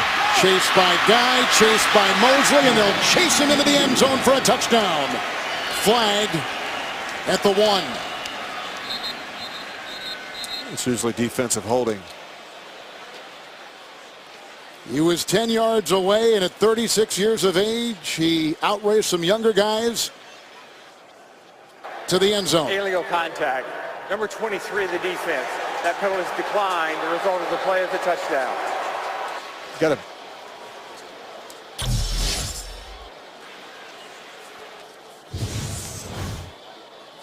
Look at this window. Look at this gap that opens up right here.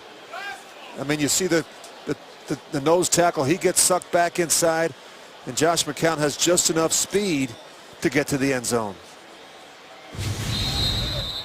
He had 3 rushing touchdowns. Babin had the penalty, remember that, and that was huge, and Rich talked about that. McCown had 3 rushing touchdowns for the Buccaneers last year. He has 8 now in his career with that 10-yard sprint with the Coons extra point, and we have got Cleveland back in business in this one with 1:06 to play in the third. They've gotten 3 field goals, a 10-yard touchdown run, and now trailing Baltimore 21-16 as each team comes in 1-3 and looking to make a mark in this early AFC North race.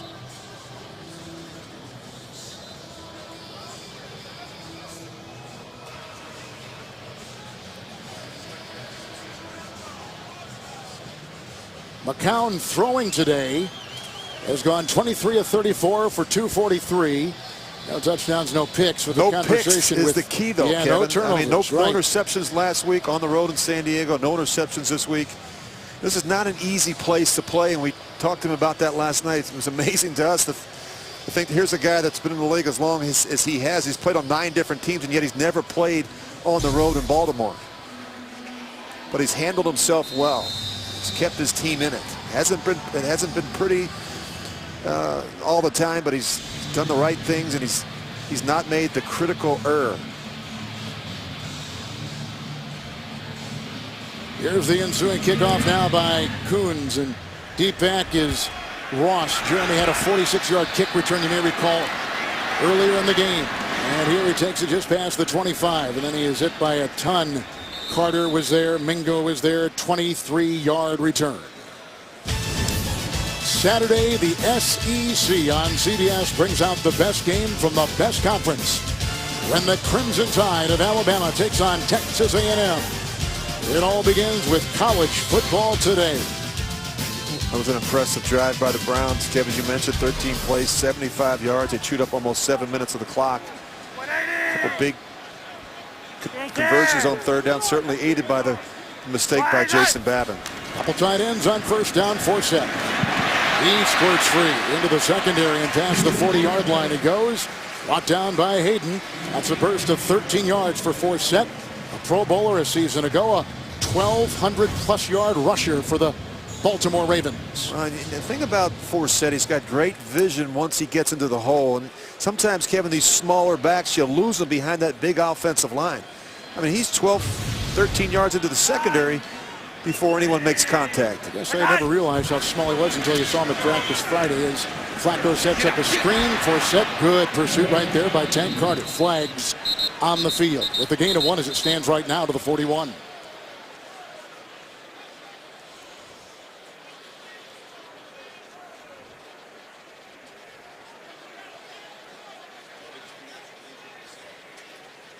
One thing both coaches told us over the last couple days, each of these players know it's a divisional game and the importance that goes with that. Absolutely. That's against the Ravens, Kevin. That'll be the 10th penalty. Illegal shift. Offense. 2 players moved and did not reset for a full second.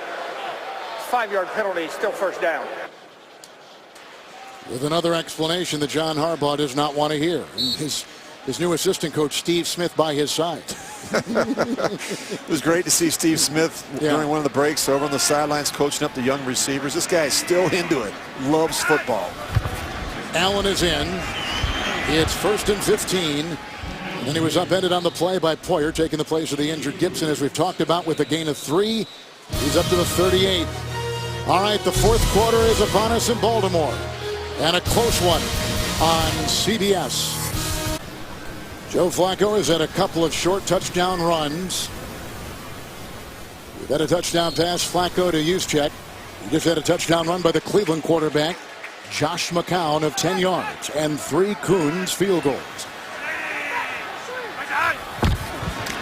It's a 2nd down and 12, starting the 4th. Pressure and an incompletion. Orchard, who is a rookie, who they want to cut loose out of Utah, 2nd-round pick, and Hayden is down. Coming up is 3rd and 12 for the Baltimore Ravens, who have had leads in second halves and in fourth quarters, and they have struggled with them. Yeah, they've blown 2 fourth-quarter leads, Kevin, versus Oakland and Cincinnati. And it's been a rough couple of weeks for Joe Hayden. You see him at the top of the screen. He's just lands on that shoulder. He gets that right arm trapped. And remember now, that's the right hand that has that. It's the right hand that has that broken finger. It gets caught awkwardly underneath the receiver, Chris Givens. That's got to hurt. He's also got some rib issues. Late scratch last week, as we talked about. He's only missed, Rich, in his first 5 years in the league, 4 games to injury. He did have a 4-game suspension in the first part of his career. So when he missed last week, it was something that raised some eyebrows. Plus, he was listed as probable. Now, could you imagine, Mike Pettin right before the game, you think Joe Hayden's going to play, then you find out he's not against Phillip Rivers and the Chargers. In a great position to be in. Defensive coordinator Jim O'Neill said he had changed his play sheet. 3rd and 12. Here comes the pressure. Down he goes. Armani Bryant was forcing the issue up the middle. Bryant already has a couple of sacks. It's the first sack for Cleveland, the 3rd of the year for Bryant. And the punting unit will take the field. Well, just keep an eye on the receiver. He's going to be wide open. For some reason, Joe Flacco isn't looking in the slot. You've got man-to-man coverage, and Marlon Brown does a terrific job starting him over. Look how wide open he is right here. I mean, get him the ball in space and get him into the transition to run. He may have picked up the first down in that situation. Sam Cook is going to punt. On the speed merchant. Back. Travis Benjamin under the ball, under that bright Maryland sun, back at about the 23. Nice pursuit. Well played. Special teams tackles Zachary Orr, losing 4 on a 51-yard punt a minute into the 4th. The Baltimore Ravens hosted an on-field breast cancer survivor tribute prior to kickoff today and distributed more than 50,000 pink ribbons to fans as they entered the great stadium here in downtown Baltimore. Join the fight against breast cancer. Learn more about a Crucial Catch Day on October 13th and find out how you can help make a crucial catch at NFL.com/pink. You've been impressed with McCown today, the Cleveland quarterback. 9 of 12 in the second half, Kevin. I think he's really handled himself well. Made some big throws in a critical situation. 2 tight ends. Crowell is in, rolling here. A block from one of those tight ends and going deep, and he's got his receiver. What a catch downfield by Taylor Gabriel. A big-time catch, a 56-yard completion to the Ravens 23. Well, it all starts with the play action fake. He's going to come off the play action. You see the post route all the way down the middle of the field. And this gets done because Josh McCown, they move the pocket. He's got enough time. And the receiver runs right by not only the corner, but the safety who's out of position. Great throw and catch by the Browns. McCown, 299 through the air. He's already had a couple of 300-yard passing games back-to-back. Pistol with Crowell on 1st and 10. The block by Barnage. He cuts inside He's down to about the 18-yard line, and he was hit across the way by Brooks on a gain of 5 for Cleveland. You know, Kevin, because they don't have that one dominant player at wide receiver or running back or tight end, they have to put players in a position to make plays, and they do that by their personnel usage, by formations, by motions, by shifts. I mean, they creative ways to dress it up so, you know, players like Taylor Gabriel can get open down the middle of the field. Great design offensively. Hill on that last stop, 2nd down and 5. Johnson is in.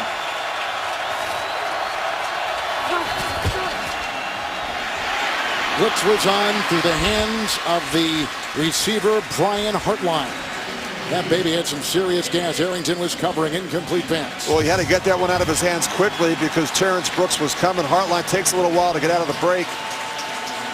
Better throw there, probably gets it done.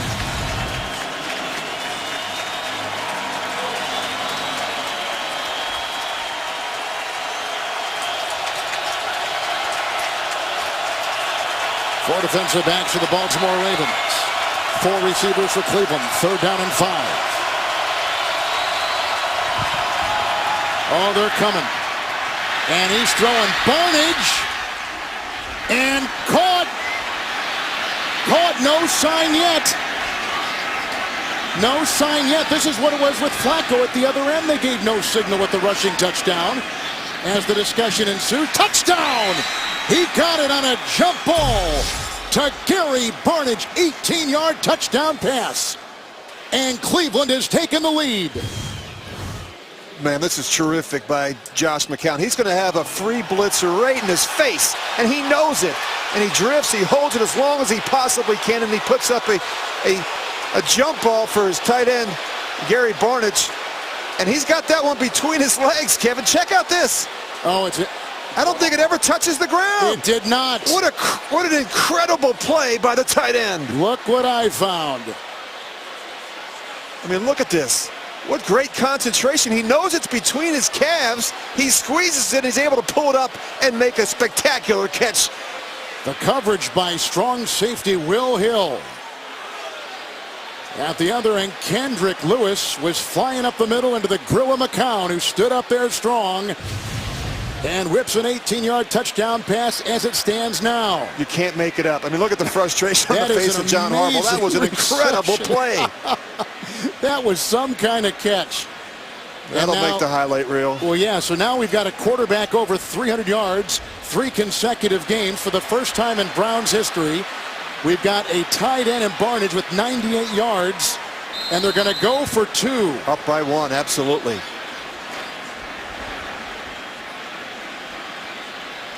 Browns getting it done, leading by 1.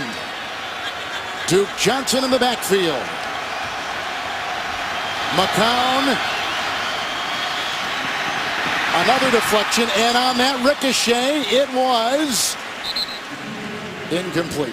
They ran this very same play. I remember it from watching the film last week. The very same play that we saw last week against San Diego down this part of the field. Somehow, some way, hit his ankle between his legs. Count it. The NFL on CBS is sponsored by McDonald's, now serving all-day breakfast. Sheraton, where actions speak louder. And by Cialis.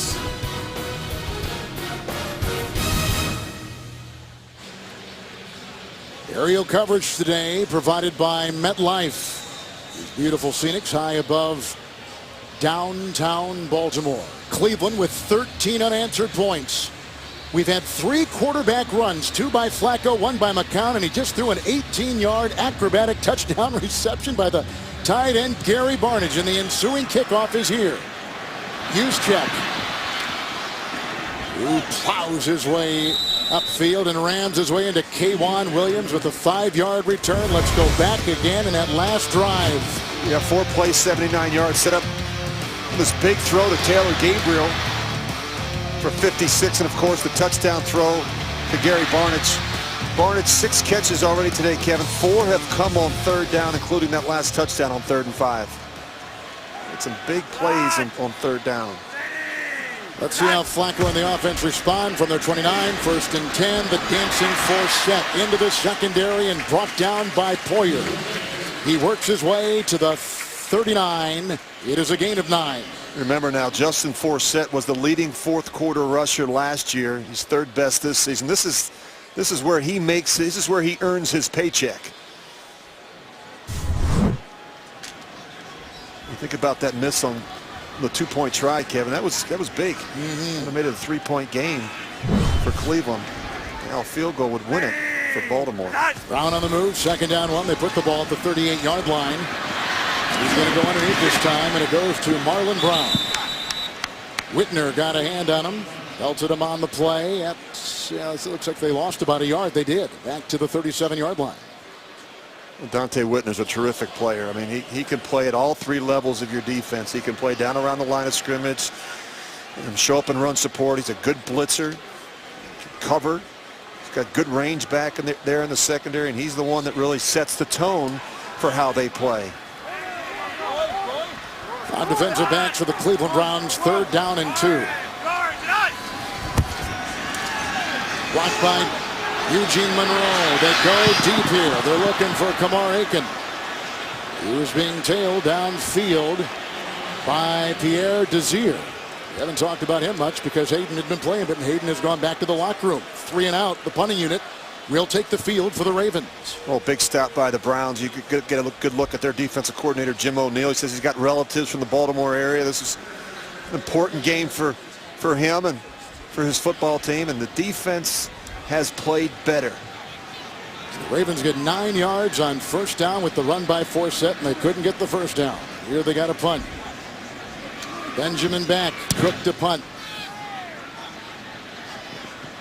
Signal for the fair catch and then waves it off. And it's going to be deep. Boy, he nailed that one with a terrific bounce. Sam Cook getting it done with a 57-yard punt. He'll maroon the Browns at their 5. Your weekend starts here when the Falcons take on the Saints on Thursday Night Football on CBS and NFL Network. It'll be Ryan against Breeze. With a victory today, Atlanta would sweep the NFC East and own sole possession of first place in the NFC South with Carolina on a bye this week. And one of the surprise teams so far in the NFL at 4-0. 5 defensive backs for Baltimore. Duke Johnson in the backfield. It is a first and down handoff for McCown. With the initial hit inside was the linebacker Darrell Smith. He works his way for 5 up to the 10-yard line. I think they're getting more and more comfortable, Kevin, with the running backs. Duke Johnson's been terrific in the passing game, but I think between Duke Johnson and Isaiah Crowell, you're really starting to see these 2 players run harder. I think we saw it last week against San Diego. I think that the running game is finally starting to come around for the Browns. Cleveland 37 passes and 15 runs. Second down 5. Into the nickel. On the slant, Benjamin. Jimmy Smith got him first. Kendrick Lewis brings him down about the 20-yard line. A gain of 10. There's a Cleveland first down and a little bit of breathing space for their 36-year-old quarterback, Josh McCown. Well, they're bringing perimeter pressure quite a bit on the early downs. Terrence Brooks blitzes there again. McCown able to get the ball out quickly. First and 10. Still the nickel.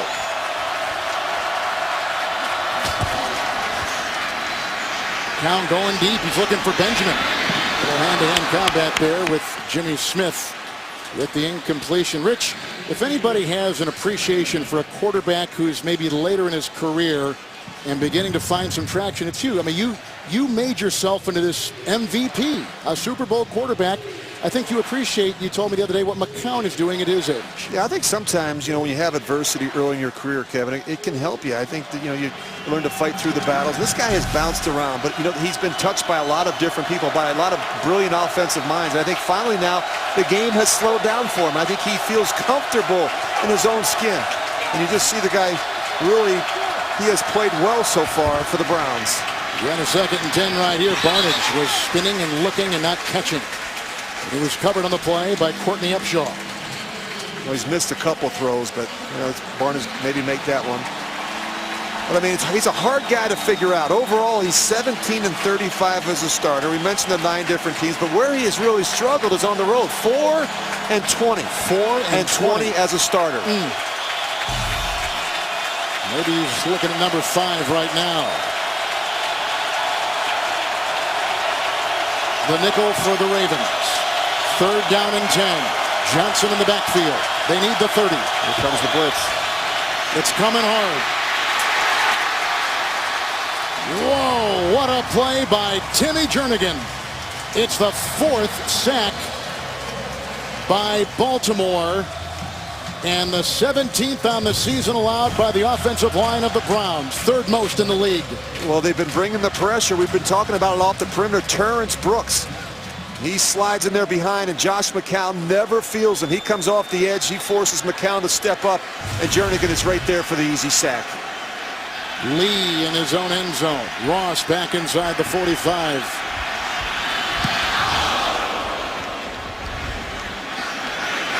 They'll return it. Hang time of 4-5.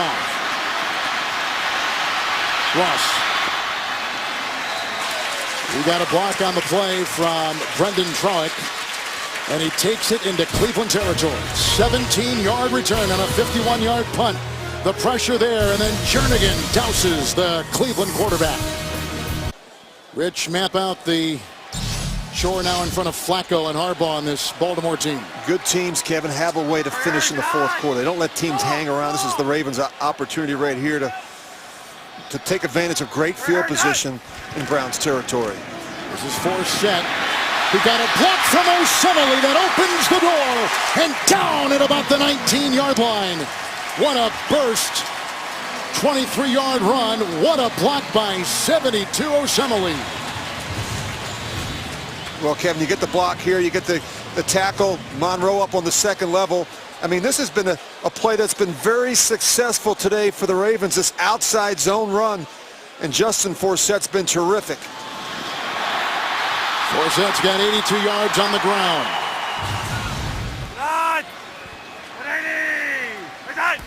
First and 10. Forsett.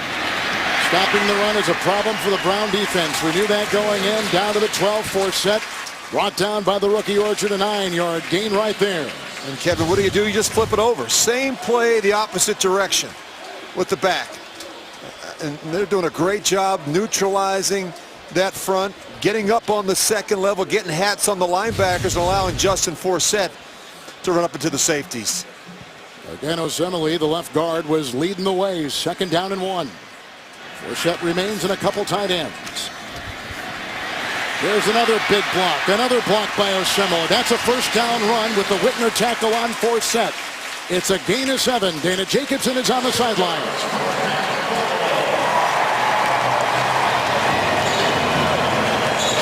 Well, she was on the sideline. It's goal to go at the 5. We just talked about it a minute ago, Kevin. Justin Forsett, this is really where he's at his best late in games. Led the league last year in 4th quarter rushing. Buck Allen is in as the running back, the rookie. Slicing his way, and he gets down to about the 2. Lead block there by the tight end, Max Williams, on a gain of 3 by Javaris Allen out of USC, 4th round pick. Allen taking advantage of the opportunity, Kevin. He's got 4 rushes today for 52 yards. Taking advantage of the fact that Lorenzo Taliaferro not playing today with an injury. Good point. Juszczyk now comes in. Muscle on the line with extra tight ends. 2nd down and goal at the 2. Allen. He tries to work his way inside the 1. There's a flag. Tank Carter is among a group of players down there, along with Poyer in the secondary, making the stop with that flag. Cleveland is on top on a 18-yard touchdown pass to their tight end, Barnage. Personal foul, unnecessary roughness. Number 71 in the defense. Half the distance is the goal. Automatic 1st down. That's 2 today on Danny Shelton. And that's not good. It's going to hook him.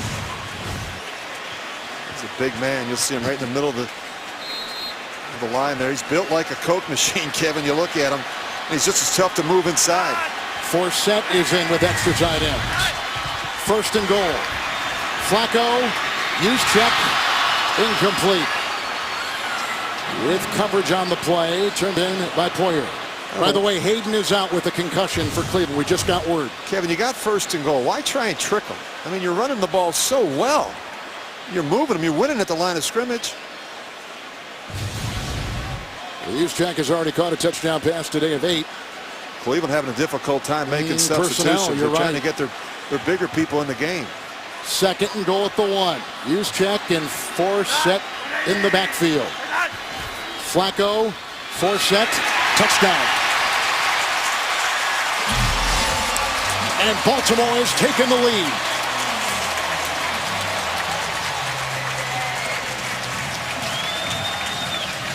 Rich, they go for 1 or 2 here. You go for 2. You go for 2. You're down 5. You go for 2. I'm sorry, you're up 5. You go for 2. Well, it just fits that Forsett should run it in from a yard. He had a 23-yard run, a 9-yard run, and a 7-yard run. This is why you have a fullback, Kevin. Juszczyk. You just follow him right up inside. He's able to clean up the mess inside. And I can understand why they tried to throw it on first down. They've been running the ball so well inside against this Browns defense. Empty backfield set. He gets 5 receivers out in the route. One of his tight ends, Boyle in motion. Forsett comes in the back. You're right. Yeah, of course, Forsett back there as they go for 2. And Forsett got kind of hung up. Orchard was tied up with Monroe, and Forsett kind of ran into that. But they get the touchdown run of the yard from Justin Forsett, knifing his way from a yard in, putting the Ravens on top. The NFL on CBS is sponsored by Audi. Challenge all givens. And by Subway Restaurants. Subway. Eat fresh. We just saw a 1-yard touchdown run by Forsett. Rich, they tried for 2 and couldn't pull it off. The Flacco-led drive was a good one, but Forsett was the main thrust. How about it, Kevin? 98 rushing yards already in this game, and 48 of it have come in the fourth quarter. McCown, who's thrown for 327, will get the ball. Tucker, Gilbert, leaving it in the end zone. Out to the 20 with the touchback. First and 10 for Cleveland, and coming up next, Tom Brady and the Patriots take on the Dallas Cowboys. Or the Broncos battle the Raiders. Check local listings. Well, you know the Patriots will be ready for that one, fresh off their bye, undefeated. Denver's undefeated. Look at these undefeated teams. How about Atlanta? If they win today, they're really going to be in a good position, aren't they? Yeah, 5-0 and first place in that division because of the fact that Carolina's not playing today. But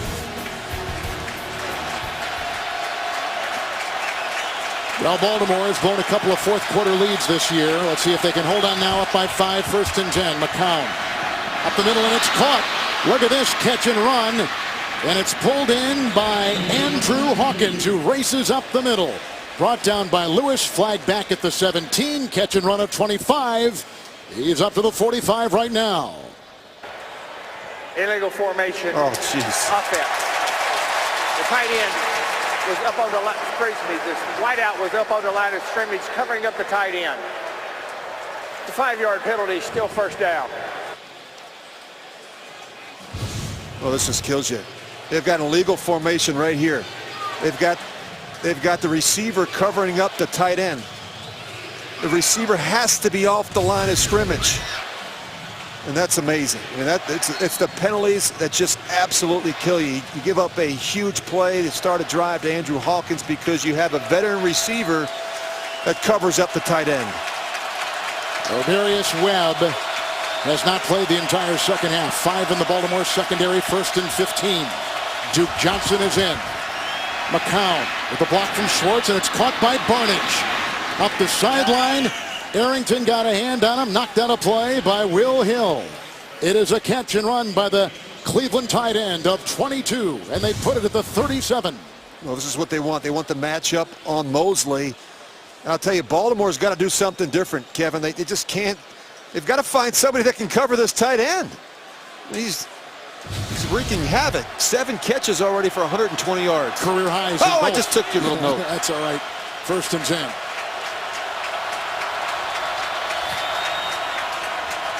McCown again looks into the nickel. Flag is thrown. Look out. Another penalty. Brought down by the rookie, Zadarius Smith. And that is a 5th sack, but let's see how this flag directs us with 4:55 to play in the 4th from Baltimore. Offside defense, number 90, lined up in the neutral zone. 5-yard penalty, still 1st down. Against the Ravens, and they've had a lot. Tonight, what does President Obama have to say about Vladimir Putin, Donald Trump, and Hillary Clinton? Find out on 60 Minutes tonight. 1st and 5. Wonder what he'd say about the Cleveland Browns. This team's got some heart, Kevin. Shows, they doesn't it, really Rich? do. I was really impressed with Mike Pettin. We sat down and visited with him last night. He just oozed confidence. He felt really good about this team and about their opportunity today here in Baltimore. Hausler becomes one of 3. He's now in motion. 1st and 5. Duke Johnson goes out. Hausler makes the tumbling catch right at the yardstick at the 47, tumbling right there, his 1st catch this year. The Ravens having a very difficult time accounting for these tight ends in the offense. You see him working against the linebackers. There's Smith. You've seen C.J. Mosley struggle a little bit. These guys are very good blitzers. They're very good run defenders, but they struggle a little bit, Kevin, in space covering these tight ends. Hausler came as a free agent from Arizona. Take the place of Jordan Cameron. On the line, Carl Davis is out, but gone back to 4. In the secondary, 1st and 10. Hawkins bobbled, drove, and tried to get the first. Forced out of bounds by Smith to the Baltimore 49 with a pickup of 3. Talked about the size of these receivers. Not the biggest guys, but they're tough. I mean, they're not afraid to go in there and work inside against the bigger defenders, and they can create some excitement after the catch. Hartline is in as a receiver. 5 in the secondary now. 2nd down and 7. Duke Johnson gets the call. Got away from Mosley. Flag is thrown. Boys fighting for every yard, and Courtney Upshaw got a hand on him too, and then finally out of bounds he goes with a hit by Babin. With the flag and 4:03 in the game, and the Browns on the move with a 5-point deficit. Offside defense, number 56. 5-yard penalty, still 2nd down. 12 penalties, 98 yards against Harbaugh's Ravens. You just can't have it. I mean, these are just mistakes. They're just lining up in the neutral zone. And that's a veteran player in Jason Babbitt, who should know better. Well, now you go to 2nd down and 2. Talked about Buffalo and how they've been lack discipline. The Ravens almost 100 yards in penalties today. Fullback Malcolm Johnson is in. Crowell, big time hole all the way to the 26-yard line of Baltimore. 18-yard pickup. His long run with the tackle coming from Arrington. What a burst right there by Isaiah Crowell. Well, you get the lead by the fullback, but just watch the center and the left guard. Their combination block on the nose, and then the Pro Bowl center, Mack, he's going to come off on Smith. I mean, great execution inside by that offensive line. Here come the Browns. Couple rushing touchdowns for Flacco today, as they have stopped the clock. There were 13 Cleveland unanswered points in this game. It was 21-9 Baltimore. And then a 10-yard touchdown run by the 36-year-old quarterback McCown, as we welcome our new audience. And then an 18-yard touchdown pass to the tight end Barnage, with the ball rolling off his legs and his hands and his backside. And he finally was able to get it in, as you take a look at some of the numbers. And Cleveland actually took a 22-21 lead. Then moments ago, a 1-yard touchdown run by Forsett, who has had a big day on the ground with 98 yards. The Flacco 2 touchdown runs, as we talked about. Right now, Cleveland down by 5 and on the move with 3 timeouts. 1st and 10. Crowell Hit there by the nose tackle, Brandon Williams, after a gain of 4. And he takes it down to the 22-yard line. Kevin, you think back to the first quarter, Baltimore's up 14-3. They had a couple possessions there. You really felt like this game could get away from Cleveland, but they just kept hanging in there. Had a couple field goals in the second quarter to cut the score to 14-9 at the half. And then in the second half, they really have played better in the second half, especially on offense. Brooks is going to come out. They put in rookie Trey Walker, who's been inactive the last couple games. In the secondary for Baltimore. The big story for the Browns has been, I think, the play of Josh McCown, 29 of 43, 358 yards and a touchdown. He hasn't turned the football over. And Gary Barnidge. Kevin, the Ravens haven't had an answer for the 8th-year tight end. Crowell is in. 5 in the Baltimore secondary, second down and 6. Good block by Schwartz.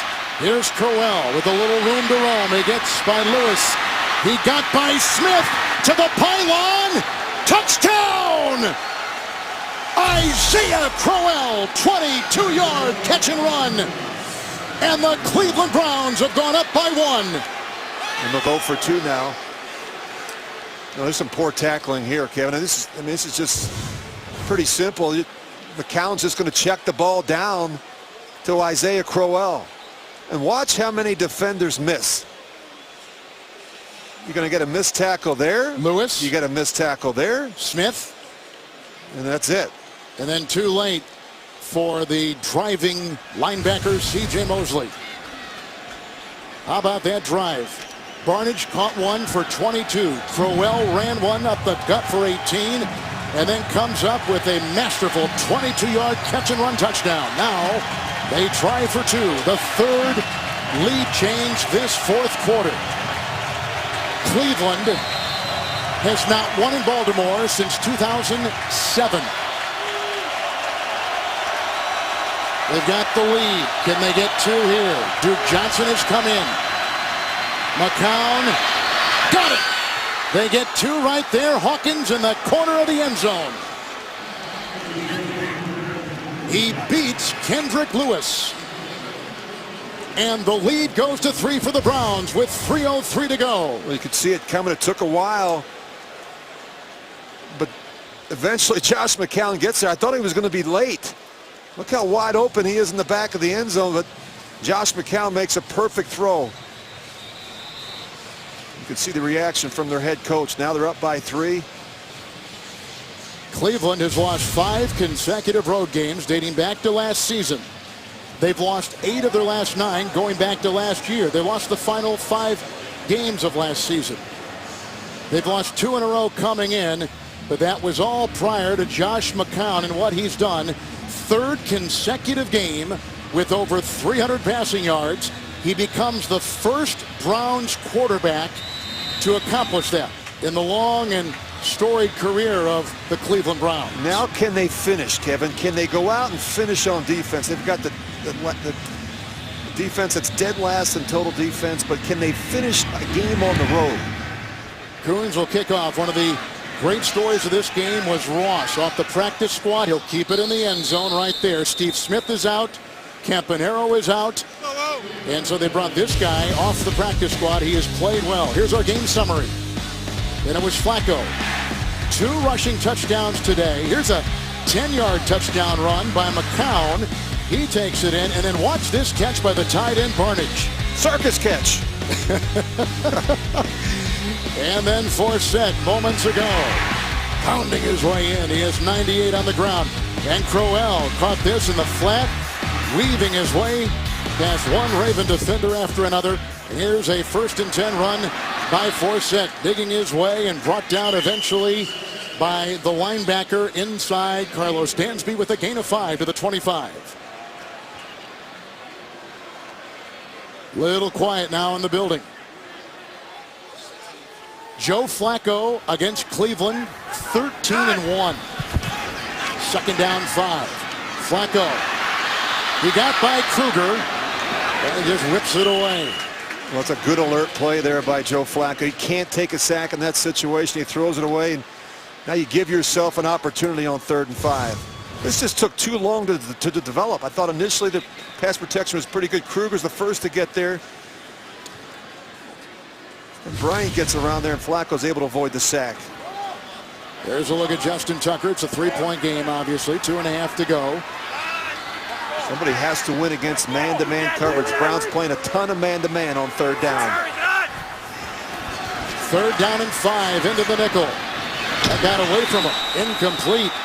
As he was looking for Brown, and Williams with a hit. K'Wan Williams was just flagged.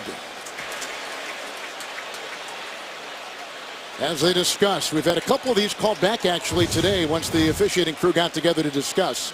This one just came out of the hands of Joe Flacco funny, and this is almost an impossible catch. Then he hits him right up high.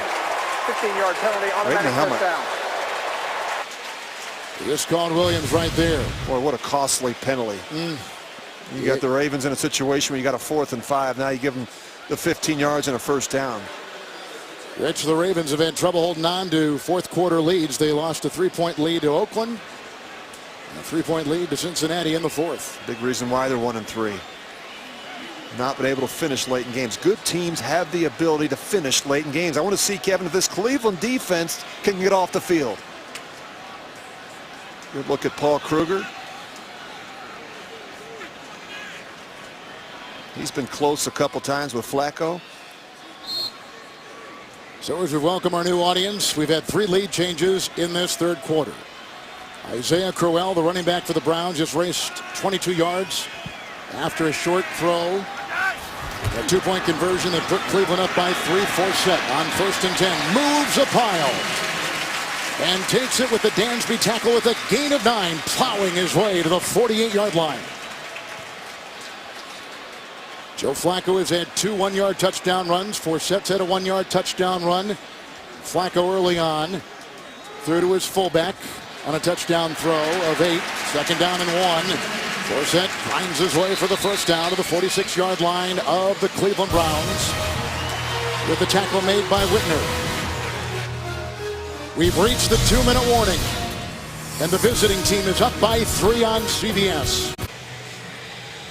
3-point lead for Cleveland. Baltimore's on the move. 2-minute warning. Stay tuned for the NFL Today update presented by FanDuel. Time permitting, join JB and company for the news, scores, and highlights of this Week 5. Justin Tucker's getting ready. 1st and 10 from the 46-yard line at Cleveland. It's a Forsett run into a thicket of defenders. Ed Starks down there among others. He gets down to the 42. Also brought down by Bryant and picks up on the play 3 as Tucker prepares. Well, if I'm Joe Flacco in the Ravens offense, I'm not thinking about a field goal in this situation, Kevin. You've got plenty of time. You've got 2 timeouts. 2nd down and 7. Monroe the block. Forsett's got a 1st down and more. Gets by Poyer. Looks his way into Whitner and is brought down at the 9. Put him at the 10. Forsett may have twisted an ankle. A 32-yard catch and run for the Baltimore Ravens and Justin Forsett. He's got to get off the field. They're going to use a timeout here inside 2 minutes. They've got 2. With the Browns holding on to all 3 of theirs in the 2nd half. Well, nobody accounts for Justin Forsett. He just slips out of the backfield. And he's got plenty of green grass in front of him. They can't make the tackle there. Looks like he hurts the ankle right at the end. Gets it twisted. The tackle from Dante Whitner. So that means with Talafero inactive today with a foot injury, that the rookie Javaris Allen will come in as the back. Ravens got charged a timeout, Rich, as you just talked about. 1 remaining for them. They'll have it 1st and goal at the 10. They took over, Rich, at their 20-yard line with 3:03 left. The 7th play of the drive coming up. And Forsett has authored their move downfield to their great position now. Yeah, he's been terrific, Kevin, late in this game. You look at the production that he has had on the ground, 121 rushing yards. The majority of it has come late in the 4th quarter. With a couple tight ends. 1st and goal at the 10. Allen hurdles a defender and gets inside the 5, maybe the 3. Gang tackled in there. Whitner among a couple others making the stop. It's a gain of 6 for Allen. And they're getting great movement at the point of attack. You've got to give credit to that offensive line. Zuta's done a nice job. Osemele, Monroe, Yanda, one of the best guards in football. Ricky Wagner. Cleveland's got 3 timeouts. Have they been using any here? Yeah, I think so, for sure. I mean, absolutely. I don't know what Mike Pettin's thinking in this situation. He wants a timeout. He just said it. I want a timeout after this play. 2nd and goal at the 4. Allen in the backfield. Couple tight ends. Allen, good block by Osemele, but a better defensive play by Carlos Dansby, throwing him for a loss of a yard back to the 5. Well, you want to give yourself some time now. If you're able to get a stop and, you know, Baltimore is able to tie it, to be able to give yourself at least a chance, Kevin, to get the ball back and have some time to at least attempt a field goal. So the Browns with 2 timeouts, Baltimore with 1. You've got 3rd and goal. I think you've got to give Joe Flacco a chance here. Flacco has had 2 one-yard touchdown runs today for a new audience. A touchdown run of a yard for Forsett. McCown has had a touchdown run of 10 yards himself for the Browns, and a 22-yard reception by the running back Crowell on a short pass that he stuck in there with a gutty run. If you're Joe Flacco, Kevin, you just got to be smart in this situation. You have to see the throw. You cannot afford a turnover here. You just got to be smart. 3rd and goal at the 5. Into the nickel, the fake to Allen, the drive by Orchard, the throw in the end zone, and out of bounds is Kamar Aiken. And coverage on the play by Pierre Desir. Now 4th and goal. And out onto the field is the kicker, Justin Tucker. Well, Mike Pettin's unit gets a stop there, Kevin. And after that big catch by Forsett, you thought for sure that the Ravens would take a couple shots at the end zone. They didn't until that last 3rd down. The hold will come from the punter, Sam Cook. Morgan Cox is the long snapper. This is a 23-yard try to tie the game. At 30. With the clock at 25 seconds to play in regulation. We've had a couple of overtime games already in the NFL, and this one looks like it's heading that way too.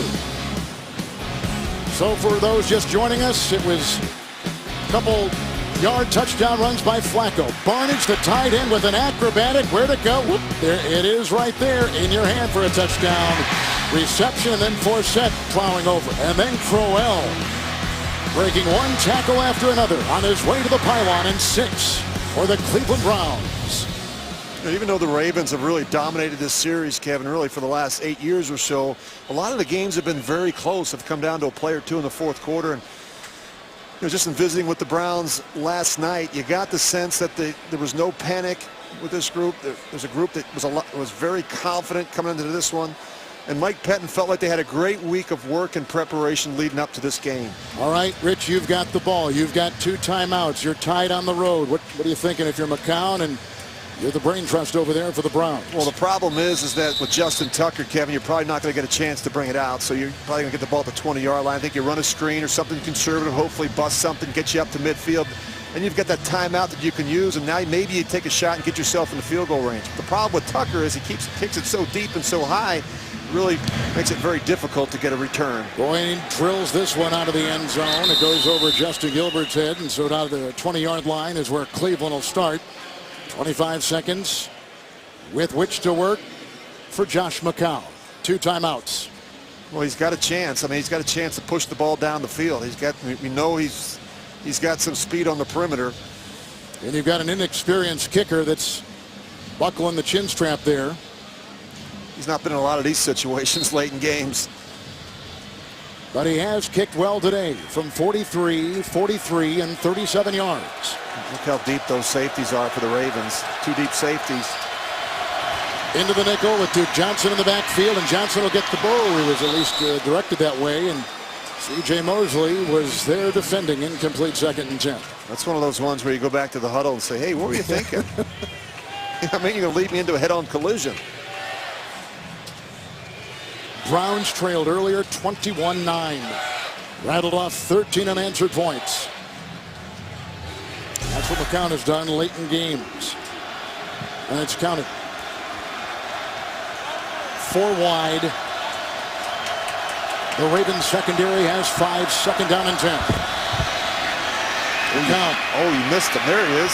And he's got Benjamin, who twirls his way out of bounds with a 1st down reception, takes it up to his own 45. He picks up 26 and the clock at 14. And this is how you beat 2 deep coverage. So what you do is you stress the corner. Look how deep the near safety is. I was wondering what took the quarterback so long to throw this ball. He had him wide open. He almost ran out of room on the boundary. But good design there and great execution. McCown is over 400 passing yards today. 1st and 10. Now 2 we got a timeouts. Moves up nicely. Being chased by Smith. And then belted out of bounds by Brooks. Out of bounds after a gain of a yard to the 46 and the clock at 6 seconds. Well, he wasted too much time there, Kevin. You're better off throwing the ball away. It's 1st down. I mean, you're running around and all you're doing is burning clock. Just throw the ball away on 1st down if it's not there. Now you've wasted so much time. You've only got 6 seconds left. 2nd down and 9. He's got 1 shot to try and get the ball on the boundary to stop the clock, even with the timeouts. Duke Johnson at his side. Looks at 5 deep in the secondary. Oh, give it to the guy on the sidelines. McCown. It's Benjamin. And that's where things will stop at the 34. Zeros on the clock. 20-yard pickup. You know what's amazing there, Kevin? If they had an extra 2 or 3 seconds, they could have called the timeout. But McCown was running around the play before. Rather than throwing the ball away on 1st down, he wasted at least 3 seconds in that situation. I mean, if they would have finished right there, they would have had at least an opportunity to try the field goal. John Harbaugh and his Baltimore Ravens will have their 2nd consecutive overtime game. They won the last one on CBS last Thursday in Pittsburgh. Overtime here. Let's take you to James and Boomer in New York. Cincy gets it done. 20 unanswered points, down 24-7. They come back all the way in overtime. That's Mike Nugent, 42 yards, hits the left upright. Cincinnati goes to 5-0, a thriller in Cincinnati. Last time Cincy did that, 1988, at the quarterback spot, Boomer Esiason. Back to our Really? guy. Is that true? That's true. Wow, that's pretty good. Good nugget. All right, gentlemen, we're going to play a modified overtime period. 15 minutes, 4th quarter, timing rules apply. Each team will have 2 timeouts. All replays will be upstairs. Both teams will have an opportunity to possess the football, except in 2 situations. Team scores a touchdown or team scores a safety, okay? It's coin, that's the head, that's the tails. The head, the tails. What is your call? Tails is the call, tails is the call. It is a head. You want the football. Which way you want to kick? Turn right around. Baltimore will receive. Good luck, gentlemen. Rich, as we talked about, the winner today gets back in the mix in the AFC North. Crazy. It's amazing how quickly things could change in this business. Regular season overtime rules, as was discussed moments ago by our referee, Jeff Triplett. And again, for your perusal, just before we get underway with this overtime tied at 30. You know, like the rule change, Kevin, that the fact that everybody gets an opportunity to possess the ball, unless, of course, you score on defense with the safety, or the Ravens are able to take the ball and march down the field and score a touchdown. Joe Flacco ready is on the sideline. Flacco today, 19 of 33, 210 with a touchdown pass of 8 yards to his fullback. Coons will kick off for Cleveland. And Jeremy Ross called off the practice squad over the weekend. Will take it 5 yards deep and out in place of the injured Steve Smith and Campanaro, and a big tackle indeed. And Hausler, the tight end, is the one to wrap him up on a 20-yard return.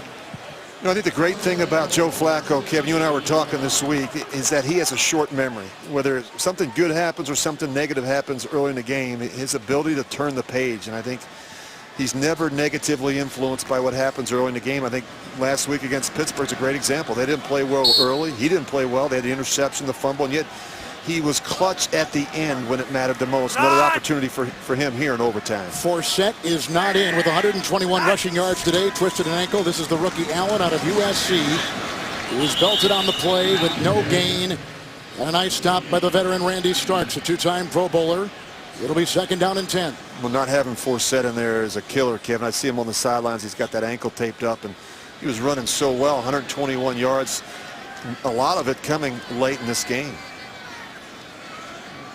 He is without his helmet on. That's not a good it's not a good sign. You see that ankle all taped up right here. The Browns go to the nickel. 2nd down and 10. Aiken on the move. Big block by Wagner, but they come in the other side, and Flacco wisely gets it away. It was thrown to Allen. Defended by Kirksey, into the sideline, and Dana Jacobson. You guys were just talking about Justin Forsett. It's a right ankle injury. Excuse me. He's questionable to go back in, and obviously they could use him in this situation. 121 on the ground. He was terrific today. The 1,200-yard rusher and Pro Bowler from a season ago. And that does hurt. And as we said, Talaferro is out with a foot injury and active today, so the rookie is in there, Allen. They're really thin, Kevin. You mentioned Forsett. He's the tone setter. He's the finisher late in games. 3rd down and 10. Flacco with pressure. And here comes Hughes, and there goes the ball. 3 and out. The punting unit takes the field. John Hughes, a big defensive play with pressure. There's just nowhere to throw this ball. I mean, you look down the field, everybody's covered. They get good pressure. You see Hughes, he finishes. It's a great effort, great finish for the 3 and out. Benjamin deep back inside the 40. They're going to get good field position here too, Kevin. They are indeed. First down or 2, they're going to be in field goal range. Benjamin has had a punt return touchdown this year. At the 29, hang time of 4-3. Cook sent it there. Benjamin tripped up. Nice play by Trolloc. 6-yard return on a 56-yard Sam Cook punt. So here comes Cleveland, and they'll take their offense to their own 35 with quarterback Josh McCown. Coming up next, it's the New England Patriots, unbeaten, taking on the Dallas Cowboys. Some of you will see unbeaten Denver at Oakland on CBS. No score yet in either of those games. I've been really impressed, Kevin, with Josh McCown today. His leadership, his ability to hang in there. Protection hasn't been great at the whole game, and yet he's been able to move around and find the open receiver. 32 of 47, 425 yards, and a couple touchdowns. Duke Johnson gets the call on 1st and 10. Smith is there to bring him down at about the 41-yard line with a gain of 6 on 1st. Duke Johnson rushing today, 6 carries, 16 yards. The quarterback, McCown, 425 through the air. And even last week, Kevin, 356 yards against the Chargers. Into the nickel, 2nd down and 4. Duke Johnson. Antonio with the block, but not a whole lot there. He's out to the 43, hit by Smith, and grabbed on the play by Upshaw with a gain of 2 to the 44. Well, it hasn't been easy for that gentleman right there. 4 different administrations conducted the last 5 drafts. They really need some continuity and consistency throughout the organization. Had a chance to talk to the owner, Jimmy Haslam, before the game. You know, it's hard to win when you're constantly replacing the general manager, the head coach, and the quarterback. They need stability. Think about the Ravens. They've had the same general manager for 20 seasons.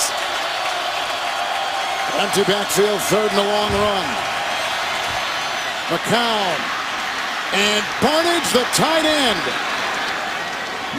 He was upended by Will Hill. It's a catch and run of 19 yards. He takes it to the 37-yard line of Baltimore. Kevin, we've been talking about in critical situations, you better cover the tight end. This is where he wants to go. Barnage is his guy. I mean, that's incredible. You've got Mosley, who has really struggled today in man-to-man coverage on Barnage. He's got 8 catches. 5 have come on 3rd down. He acquires the first. Isaiah Crowell is the running back from the 37 of Baltimore. Well, here comes the pressure. Baltimore's got to do something to create a turnover. 1st and 10. Benjamin on the slant. Breaks a Jimmy Smith tackle. And then Arrington is there with a gain of 2 to the 35. And Arrington is still down. And if I'm Josh McCown, I'm reminding every receiver, tight end, and running back that's going to touch the ball to be smart with the ball in space. These Ravens are great at ripping the ball out. We're getting close to being in field goal range as it is. We just got to be smart down in this part of the field and understand situational football. Well, you just saw the young kicker Travis Coons, and the last time that he was in a situation to kick a game winner was against Oregon State when he played for the Washington Huskies back in 2012 as they attend to Arrington, the former New England Patriot. When we think about all the missed kicks so far, Kevin, in the first month of the season, and I'm not just talking about field goals, extra points. I mean, it's incredible. Rich, how about we've had 6 kicker changes in this league already? Well, either you have one or you don't. It's kind of like the quarterback situation. Yeah. If you don't have consistency in production at that position, it's hard to win these tight games. And Coons is a young player. He's not missed a field goal this season or in his career, for that matter. It's just his first year. But he's a guy that oozes confidence in these critical situations. Well, in the long history, going back to the days of Otto Graham, no quarterback has ever thrown for more yards for the Browns than the quarterback today. Josh McCown, 446 through the air. All-time Browns record. 2nd down and 8. Blitz is on. And he's got the tight end, Trey. First catch today. Squirms his way to the 28. On 2nd and 8, picks up 7. 3rd and 1. This is great play calling. Well, look at McCown. He's limping. Well, you know the pressure's coming, right? This is a critical situation. Baltimore's got to create something. A negative play, and it's just simple play to the tight end. I give John DeFilippo a lot of credit, Kevin, for how he's called this football game. Ooh. See McCown get rolled up on there at the end. Sure did. 3rd and 1. Duke Johnson in the backfield. Got to run it here. Blitz is on by Mosley. Knifing his way for a first down is the rookie Duke Johnson out of Miami. Finds 3, finds the 25. Man, watch this play. Watch the center. I mean, that's incredible reaction by your Pro Bowl center, Alex Mack. Just enough to push C.J. Mosley out of the way so you could pick up the first down. Zadarius Smith made the tackle. Rich, on this drive, Cleveland is converted to 3rd and 1. It's usually the team that shows the greater purpose in late in games. And Kevin, it has been the Cleveland Browns so far. 7th play of the drive, Crowell in the backfield. Outside, Taylor Gabriel dances his way to the 20. Brought down by Trey Walker. It's a gain of 4. They've done a nice job getting the ball on the perimeter, knowing that the pressure is going to be internal pressure. Baltimore's already had the ball. Cleveland getting ready, with DeFilippo, Kevin, has done a terrific job today calling plays. I mean, they don't have. Where are all the Pro Bowlers on this football team? At tight end or wide receiver, running back, and yet he's been able to manufacture explosive plays. 2nd down and 6, Isaiah Crowell.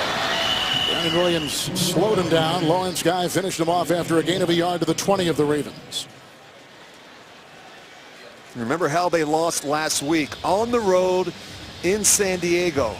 Tramon Williams supposedly jumps off sides on a field goal attempt. Chargers miss it. They get another try, and that's how they lost last week. And how about now? If they get a field goal here, they'll win the game because the Ravens have already had the ball. They're really amazing. It's amazing how quickly things can change in this business. It was a disappointing finish last week. This team went back to work. For the most part, they have really done an outstanding job today against the Ravens. 3rd and 5, Crowell shifting his gears and down to the 15 and brought down by Smith and hit on the play by Zadarius Smith. Close to a first down. And they move the chains. He got it. Well, Rich, you've been in discussions like this with your sideline often. When is it the right time to take a field goal with the situation we see here? Well, right now it'd be an extra point. You know what I mean? When you look at it, the ball's at the 15-yard line. I think you just keep pushing it down. The big thing is, Kevin, where does Coons want the ball? Does he want it in the middle of the field? Does he want it on the right hash? Does he want it on the left hash? That's something that's really important when you're dealing with a young kicker.